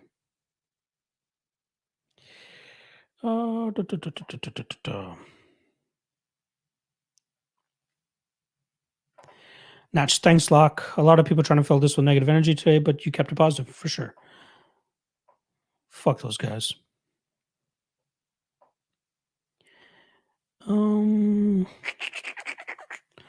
Michael J saying Lynch doesn't really belong on a handicapping show. He knows a lot about the sport. He's a great, he's a great guy. I know him personally in real life. Awesome dude. He's a great analyst for sure.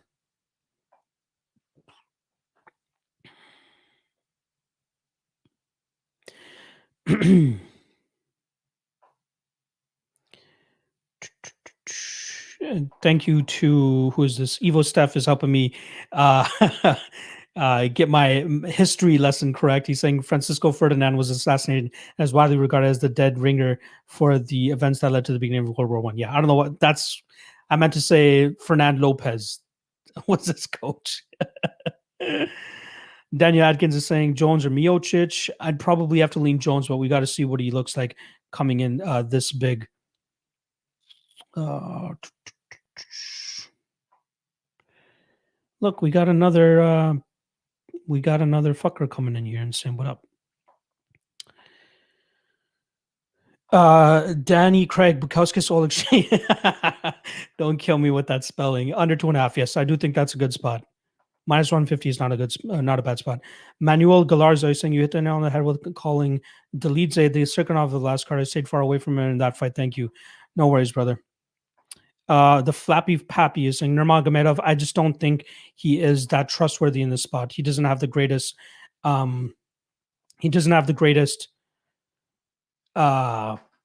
Top control. Again, I don't trust him in the spot. Way too big of a favorite.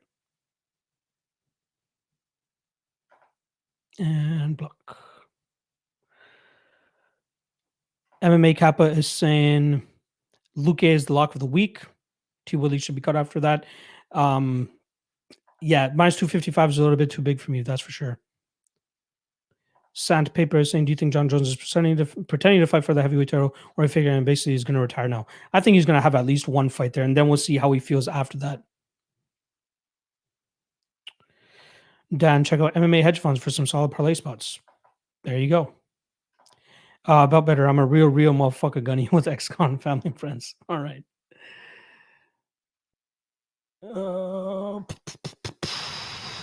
They coming out together. He must have put something out on Patreon. That's all I mean.